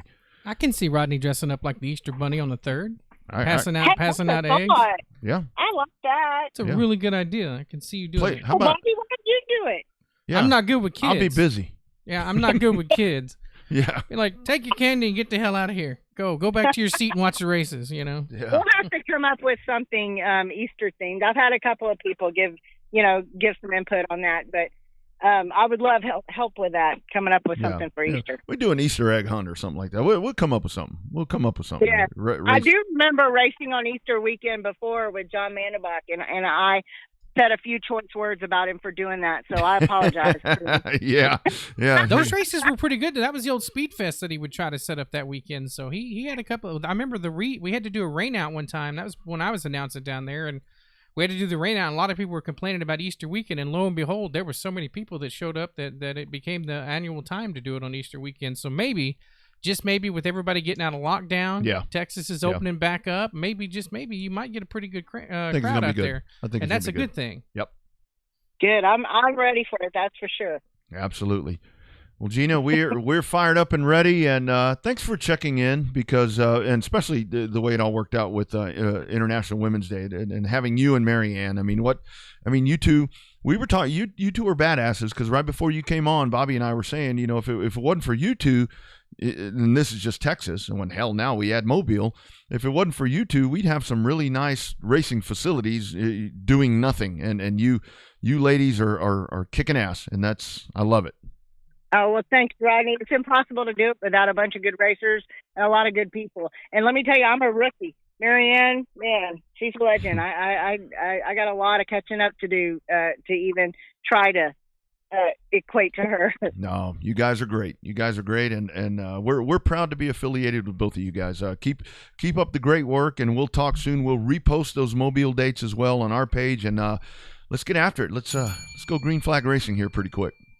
All right, I'm excited. Watch for updates. Absolutely. I'll get the schedule and the tire specs up for you guys too. All right, sounds good. Appreciate it. All right, thanks. Bye, Bobby. You bet. Bye, Take Gina. care. There she is, Gina. She seems fired up too. Yeah, right. Golly, Imagine that. We get them all fired up tonight. I tell you, and then we got Aaron calling in, and hell, they're racing this weekend with a big old rattler. But that's how you go. I don't want to say fix, but that's how you go in there and you remedy that situation. Is you go in and you find. I didn't see anything where she jumped on and tried to defend anything she was doing. She didn't have to defend what she's doing. I mean, it's pretty cut and dry. I mean, this is what we're doing. This is what we're doing. But man, that is a great resolution. That's pretty sweet right there. Yeah, I mean, as far, I think that there was a lot of initial pushback when she announced it was going to go to American Racers, but now that she's had a chance to explain some of the programs, especially for those pure stocks and sportsmen out there in Mobile, that's a pretty cool deal over there. Yeah, it really is. I mean, I like that, and I think that's going to really kind of, I don't want to say soften that up, but it's really going to help that the transition. It's really going to help the transition really nicely as all of that continues to make itself happen. So we'll get those dates for you for Mobile. Obviously, the Houston dates are there. We'll get Marianne's schedule up as well. So, man, we are going. We're blowing and going. We're blowing and going. It is International Women's Day in racing. And the Rattlers coming up at South Alabama Speedway, one of the premier races in the country. You get the super late models, and what a field that is set for that one. We're going back to the hotline, and now we talk to Erin Sanders from South Alabama Speedway. Erin, how are you, ma'am? Good evening, fellas. How are you doing this evening? I'm doing great. Good. So, are you guys in full prep mode over there and are ready to go, or are you sitting back just ready for everybody to show up? I mean, we're running around like crazy. Yeah, absolutely. So I'm just. No, the show's coming together pretty good. That's good. So what goes into the prep of the Rattler? I mean, obviously you got to catch all the snakes and get everybody ready to go around those things. But talk about the big picture prepping for the Rattler. There's a lot of eyeballs going to be on this race because it kicks off the Southern Super Series schedule, and it just seems like it's such a cool deal. I wish I had a chance to go down there this weekend myself to attend it. But I mean, talk about the prep work that leads up to it. It probably goes nonstop throughout the off season. Yes, painting walls, cutting grass. Making sure we don't have busted water pipes. Yeah. It didn't get quite as cold as Texas, but yeah. But I mean, just stuff like that, cleaning bathrooms. It never stops. Yeah. There's always something to do. Folks just don't get it. Folks just do not get it. So let's talk about this race. I mean, there's so much history to it, and being that it is really the one that kicks it off. I mean, you guys, you've got the best of the best lined up, ready to go racing at South Alabama. Yes, we have some really big names. Majeski, Fredrickson, Robbins, Infinger, Pollard. I could go on and on. We have a lot of great people. We have some local guys that are going to race. I mean, it's the start of the season. You want to win. Yeah, no doubt. So you're going to be there. That's right. So, Aaron, talk about South Alabama Speedway itself. Some of the people here in Texas may not understand the complete history behind that racetrack, but it's been there a long time, and it's got a lot of history there, not just with the Rattler. It does. I'm not the best person to ask about that, but that's okay. That's okay. I've been there since 2006. As I started the Rattler, actually, learning how to score. Wow. It has a lot of history for my family. I have people that race there. It started out as the Twin City Speedway. Yeah. And it's been here for a long time.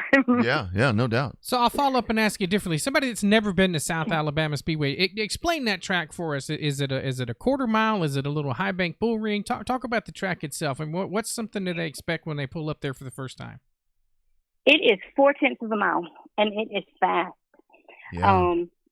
I don't know what the bank is, but it's there. You can climb it. It's not Daytona, you know. Well, I'm sorry. Go ahead. Yeah, you can have good, 2-car racing side by side. 3, you're gonna hit the wall, but two cars can get around there really quick and fast. It's fun. 15 seconds for these late models. Yeah, it's fast. Yeah. So how'd you end up? I mean, everybody that comes on this show, there's a story how they wound up in whatever they're doing, whether it's a driver or whatever, for capacity that they're in. How'd you end up mixed up in this crazy ass sport that we can't get away from? I'm the water boy. Nice.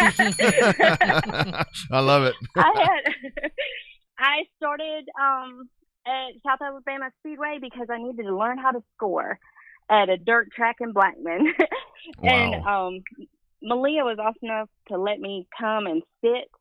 And after Rattler, I was like, I do not want to do that. And I've been there ever since.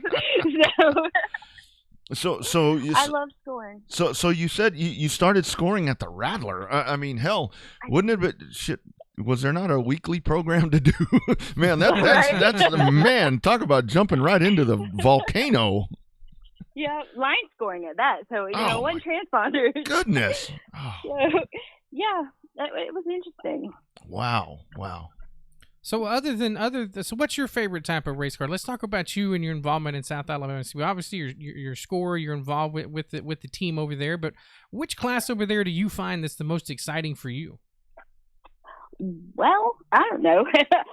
We have a diverse track, so we have these little mini sportsmen that run on Briggs and Stratton, and they are the devil to score. They are tiny little things.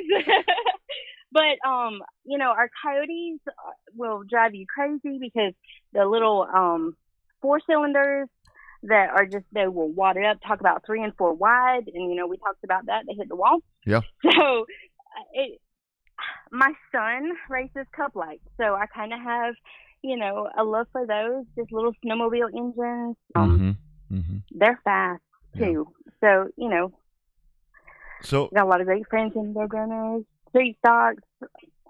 Yeah. So have you ever had to, I know one year I was racing a street stock and we painted it charcoal gray, and I went out and I had like almost maroon numbers on it, and we didn't trim them. We didn't put any trim on the outside. So it was a bear for them to manually score.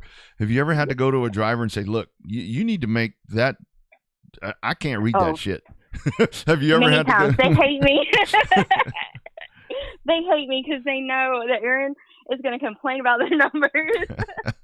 And it's not so much complaint. I mean, you want me to do my job right. So yeah. Make it easy. Absolutely. Black and white are your friend. That is exactly right. You got that right, my friend. So, Aaron, what class of car is a Roadrunner? I'm sitting here looking at the 2021 schedule. We've got Super Stocks, Street Stocks, Roadrunners, Coyotes, Cup Lights, Mini Sportsman, and Mini Cups. You talked about a couple of those, but what is a road? Is it like an entry level class, like a bomber class? Is that what a Roadrunner is? It is. Yep. It's your big 1970 tank. Nice. There you go. Nice. Yeah. That's what I like right there. That's really the grassroots of it all right there.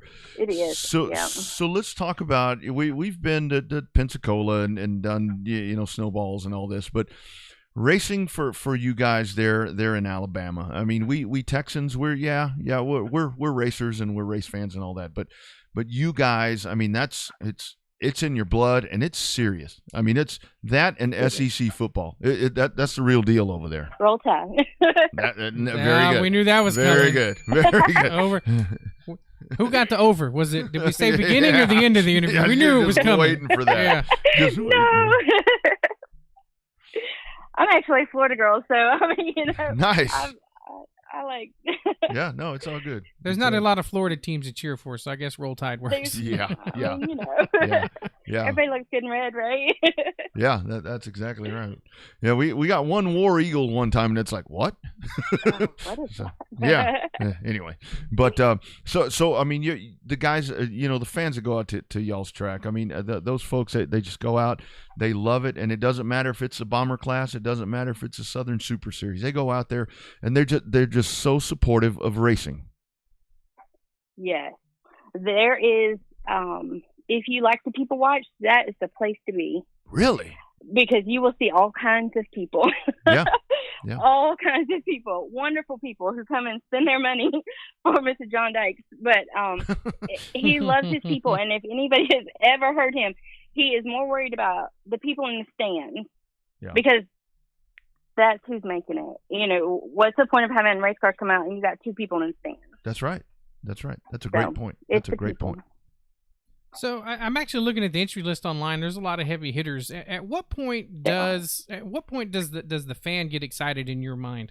I mean, do they just get excited because it's a Southern Super Series race, or is your race fans die hard and they'll be there whether there's super late models or there's just 2 or 3 cars running in a Roadrunner class?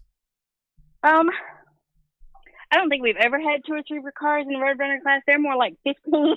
It's crazy, but our fans love our Coyote cars.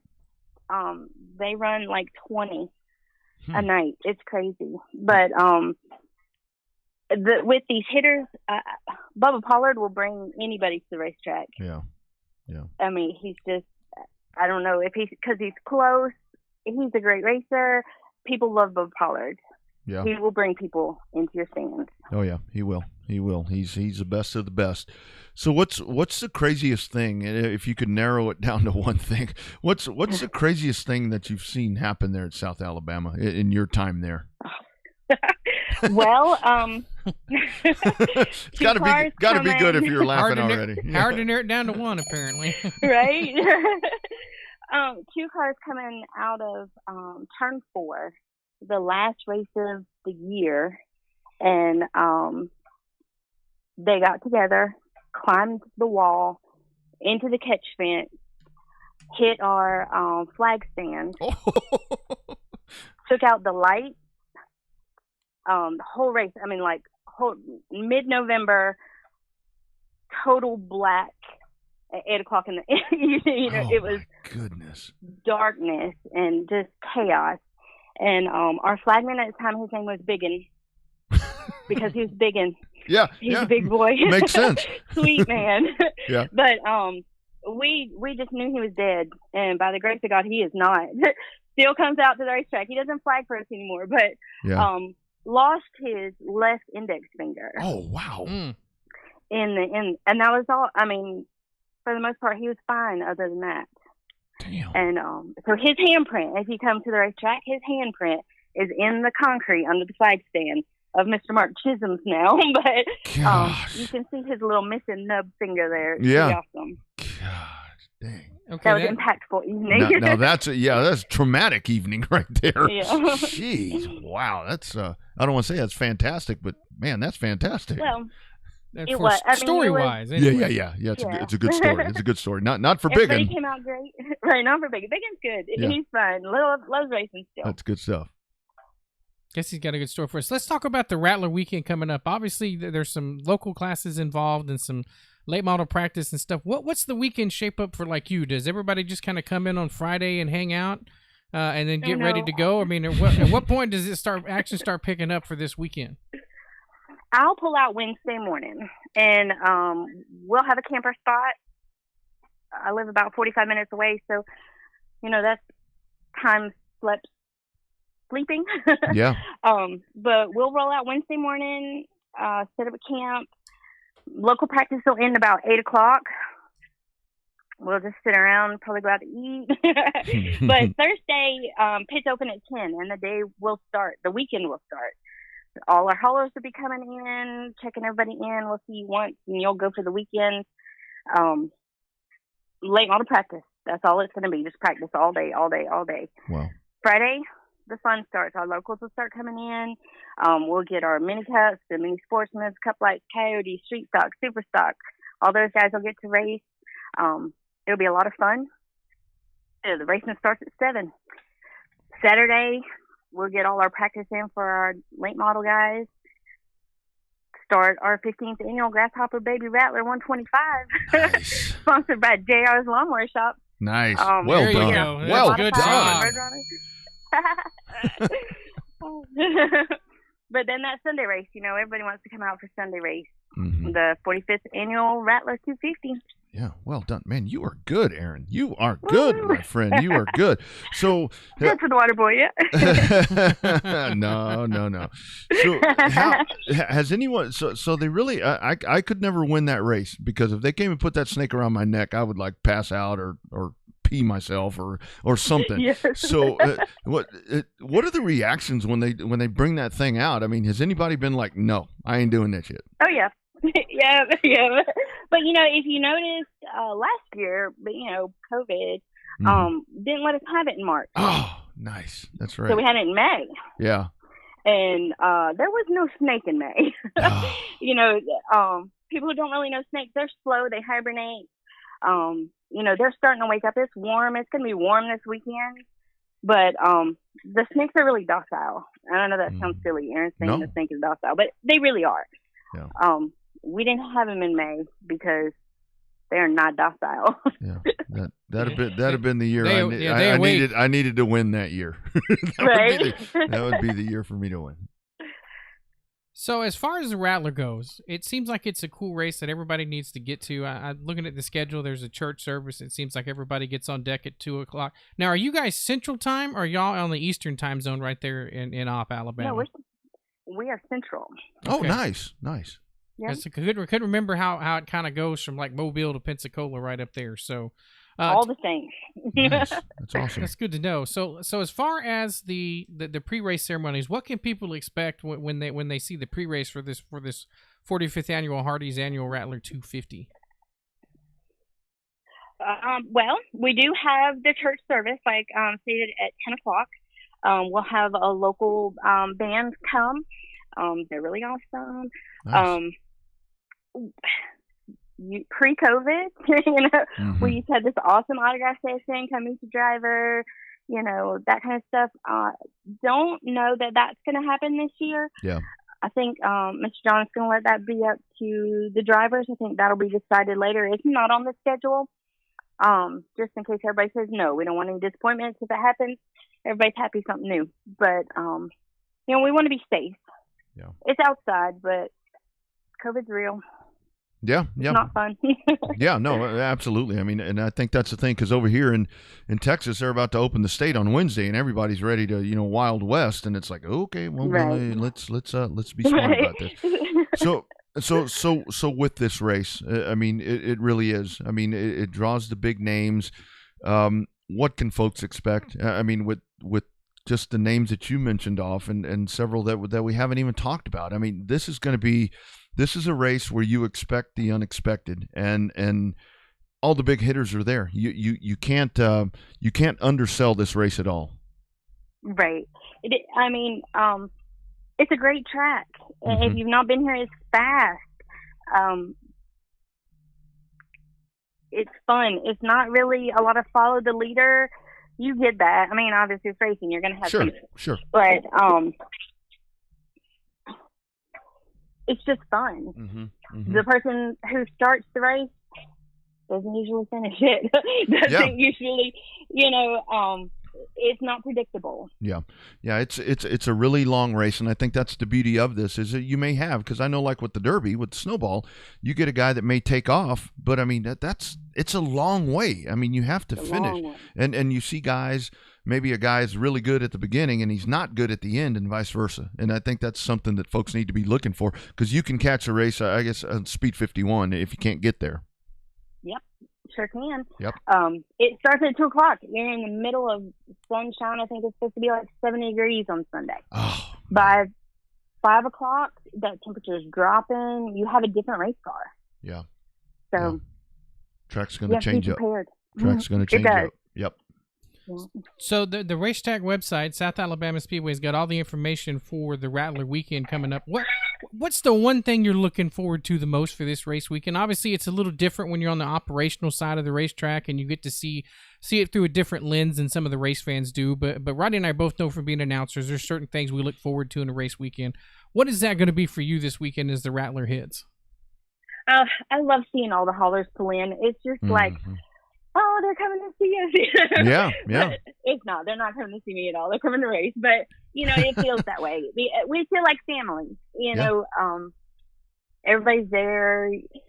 But I was listening earlier to the owner, and she was like, I want to give a hug and a handshake. And we do. You want to give hugs and handshakes to everybody. Yeah. But so just watching everybody pull in is a lot of fun. Yeah. Watching everybody pull out is a lot of fun too. Yeah. But by that point, you're like, get the hell out. Get the hell out of here. We did have a good question on our Facebook feed. How are pit stops done in the Rattler? Competition caution, or how do you all work that? Yeah, so we'll be following the Southern Super Series procedures. Okay. That do have competition cautions every 75 laps if you don't already have a caution. So, we will be following those procedures. Perfect. All right, so now's your chance. I know since it comes with the Southern Super Series, you can actually step out on a limb. Now's your chance to call your shot. Who's going to be the one Who's going to be the one that has the Rattler wrapped around their neck on Sunday afternoon? You going to step out on a limb and pick somebody? That's hard for me because then it sounds like I'm calling favorites. I mentioned I line score this. Yeah. I love Bubba Pollard. Yeah. I've already said that once today, but I enjoy watching him race. We watched Jake Garcia run a great race last weekend at Montgomery. Yeah. So that would be really cool. There's a bunch. How can you make me pick that? I can't pick that.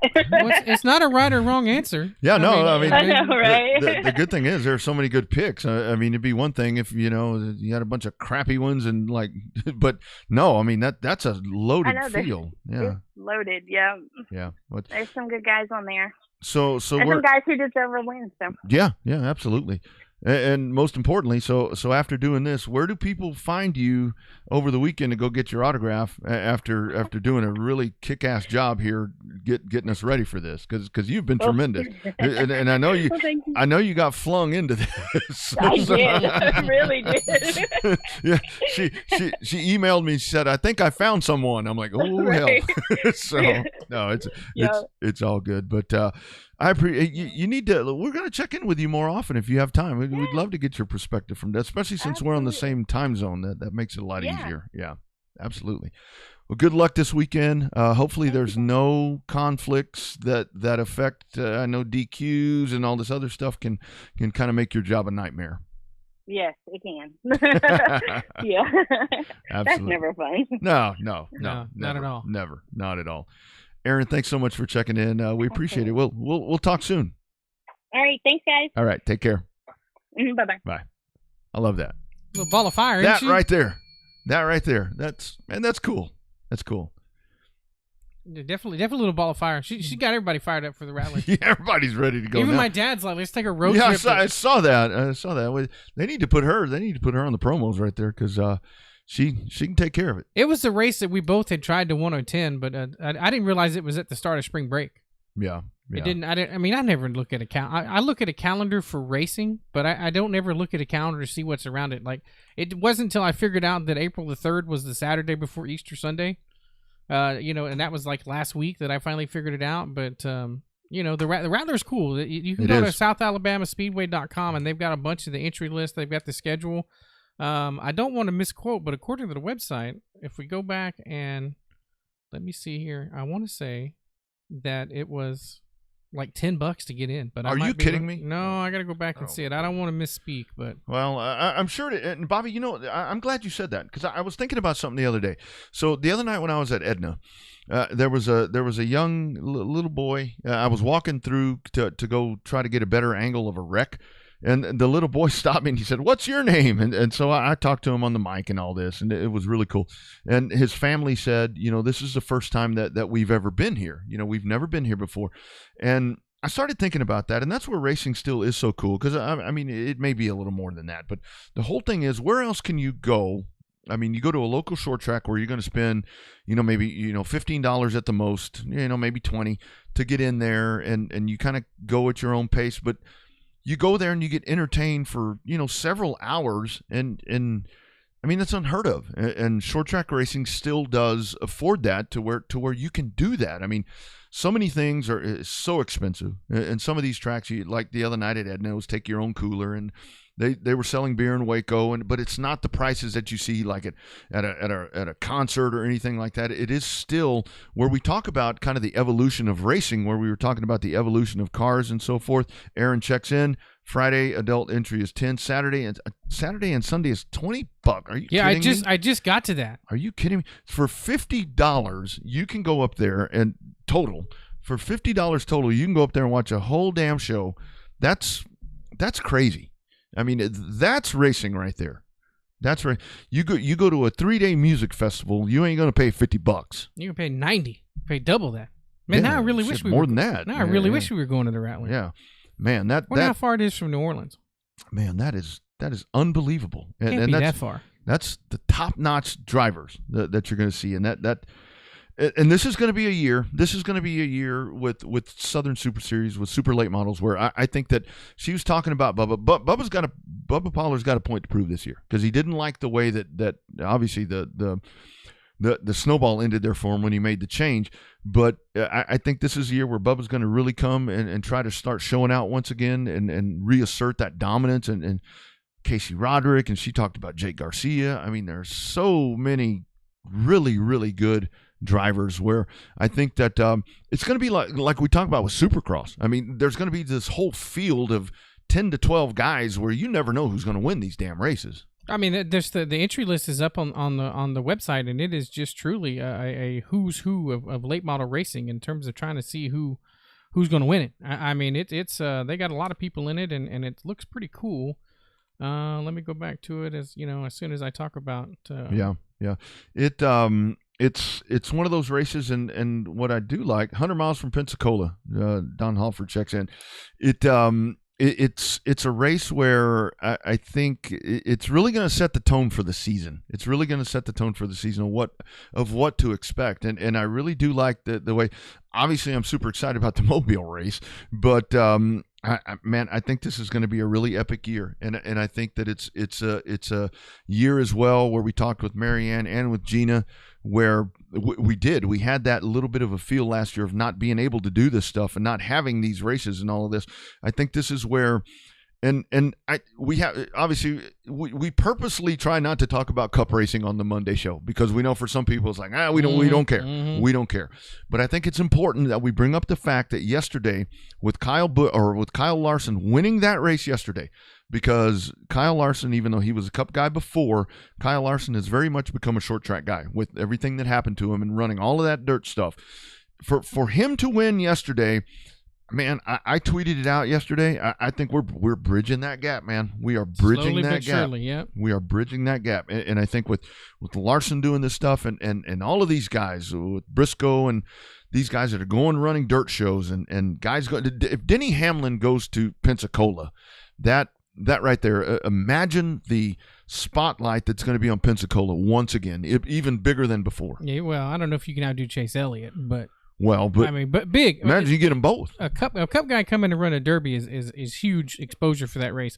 Exposure for this race, the Rattler entries. This is just the first handful of guys up there: Ty Majeski, Dan Fredrickson, Jet Nolan, Austin Nason, Hunter Robbins, Carson Hocevar, Brian Campbell, Michael Atwell, Grant Infinger, and our buddy Logan Bearden is actually pre-registered for that. Yeah, I saw that Logan was on there. Bubba Pollard, Stephen Nassy, Jake Garcia, Jake Finch is going to be there, so one of the up-and-comers. How about Rich Bickle? Yeah, and this is his final year. Yeah. And then our man Casey Roderick. Yeah. Also registered there too. So 27 super late models pre-registered there for the Rattler. So I imagine you'll see pretty much about that, probably 25 to 27. That's pretty enough for a good show. That's a who's who right there. And I'm probably going to have that pulled up, and Phoenix, because that's top. That's top. $20 for that? Yeah, that's pretty good. Are you kidding me? Jeez Louise. That I don't know. It's still, seriously, I mean, the sport is one that it really does give us opportunities to enjoy, I mean, top-notch entertainment. I mean, seriously, first-class entertainment. And the value's there. I mean, the value's there, and you can watch it at home. Hell, it costs you more to watch at home. Almost, yeah. I think than going there. I think it's, I don't know, 39. I don't know. I think it's 29. 29 to watch it on the feed. But that's going to be really good. Back home this weekend, you'll have Cotton Bowl. We talked to Marianne that checked in there as they get the season fired up over there at CBS. And then you'll have I-37. We'll get rolling once again. You got the Texas Dirt Truck Series along with the Dwarf Car Racing Series of Texas. So Johnny Torres there will roll off again. We did see the news that Joe Spillman's going to be the race director there. So that's a good move there for them. I mean, you get that experience in there, but it's time to get after it because it's really go time. It's really go time. And practice at Houston, and man, what more could you ask for?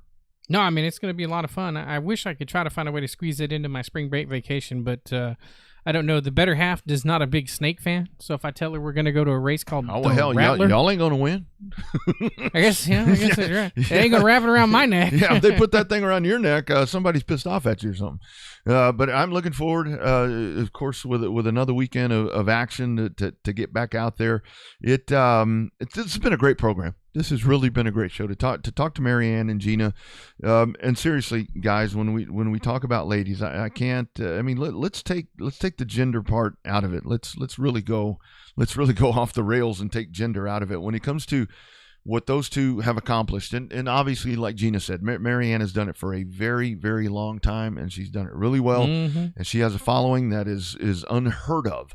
But Gina's new to this, and Gina has already developed that following, and hell, Gina's crossed the state border now. A couple of them. So yeah. So to think about that we're in the hands of these ladies, I mean, I think that's a good thing. And listening to them both tonight, I think they're both jacked up and ready to go for 2021. And I mean, thank goodness. I mean, we should be very thankful that our future is in their hands. No, I mean, and I think the future is bright for everybody. It's bright for Houston. It's bright for Mobile. It's bright for everybody, and that's a cool deal. That's what it's all about. And you know, like what Erin was talking about there from South Alabama, where she was talking her job. I mean, when she's talking about scoring. I mean, I was watching the other night at Texana, and I should have asked Erin this because I was watching because I was out on the announce deck out there, and they built this big old platform for Speed Pass. Man, really? Those guys are way up there. I'm like, man, I'm glad I ain't got to go up there. But they're sitting there. They're sitting there manually scoring the race. They obviously had the race pass or whatever it's called, my race pass. Speed Pass. The my race pass. Where electronic scoring. Not paying attention. Yeah. They're sitting there. They're two ladies. They're sitting there scoring. Those cars are going by. They're watching the race, writing stuff down. I'm like, man. If you've never seen a scorer in action, I can't even look at the paper and write it shit down right. It's crazy to watch a scorer in action because they'll just sit there. You have generally at most racetracks, you have the person that pays attention to the receivers or the transponders rather, and then you have the person that comes in and writes it down. 1, 2, 3, 4, who's running at the actual order on the track. But never complain about a scorer's job. It's just like any other job you see at a racetrack. If you think it's easy, go ahead and try it because it's not as easy as you think it might be. Yeah, you give it a shot. And where I was going with that when we talk about the promoters and so forth, and we had Aaron there talking about scoring. You go and you look at the scorers, manual, running, whatever. Tiffany's done it around here for so long, and Tiffany kind of took it to another level where she had to learn all of these systems way back when they were newer. I mean, it's usually a very powerful, a very confident lady that's up there doing these jobs where you put me, and a bunch of other men up there, and we get all flustered and hell quit and walk out. I mean, we wouldn't do that.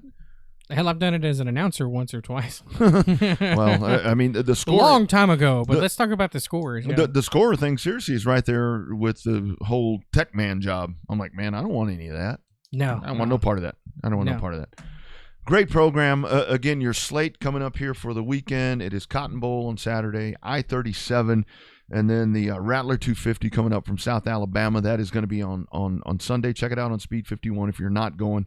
But I think we're setting the tone. I think we're race ready around here. It is race season. It's time to ready to rock and roll. The races are going to line up. Everybody get ready because race season 2021 is here. Yeah, and if you tuned in late, we did say that earlier. Stephen Nasse tapped out. He did. Tapped out. Put that one in the archive. Yeah. Yeah, that's it's unheard of. That is unheard of. Again, thank you, Marianne Nauman, Gina Scheil-Knowles, Aaron Sanders checking in. International Women's Day. We should have had a female co-host today. We're taking applications, aren't we? Yes, and the bar is very low. The bar is very, very low. The standard's not very high with the two of us. So somebody told me a while back, they're like, man, y'all need a lady in there to make that thing better. So if you're interested, revvedupsportshow@gmail.com. And we'll tell you all the specs. Anyway. Whatever. Saturday show on the Horn, 11 o'clock. We're back on Monday. We'll break all of this down. Have a great week, y'all. Be nice to someone. You never know what they're going through. You're going to feel better as well afterwards. Don't go crazy on Wednesday when the state opens up. Remember, not everybody's thinking the same way you are. Be good, everybody.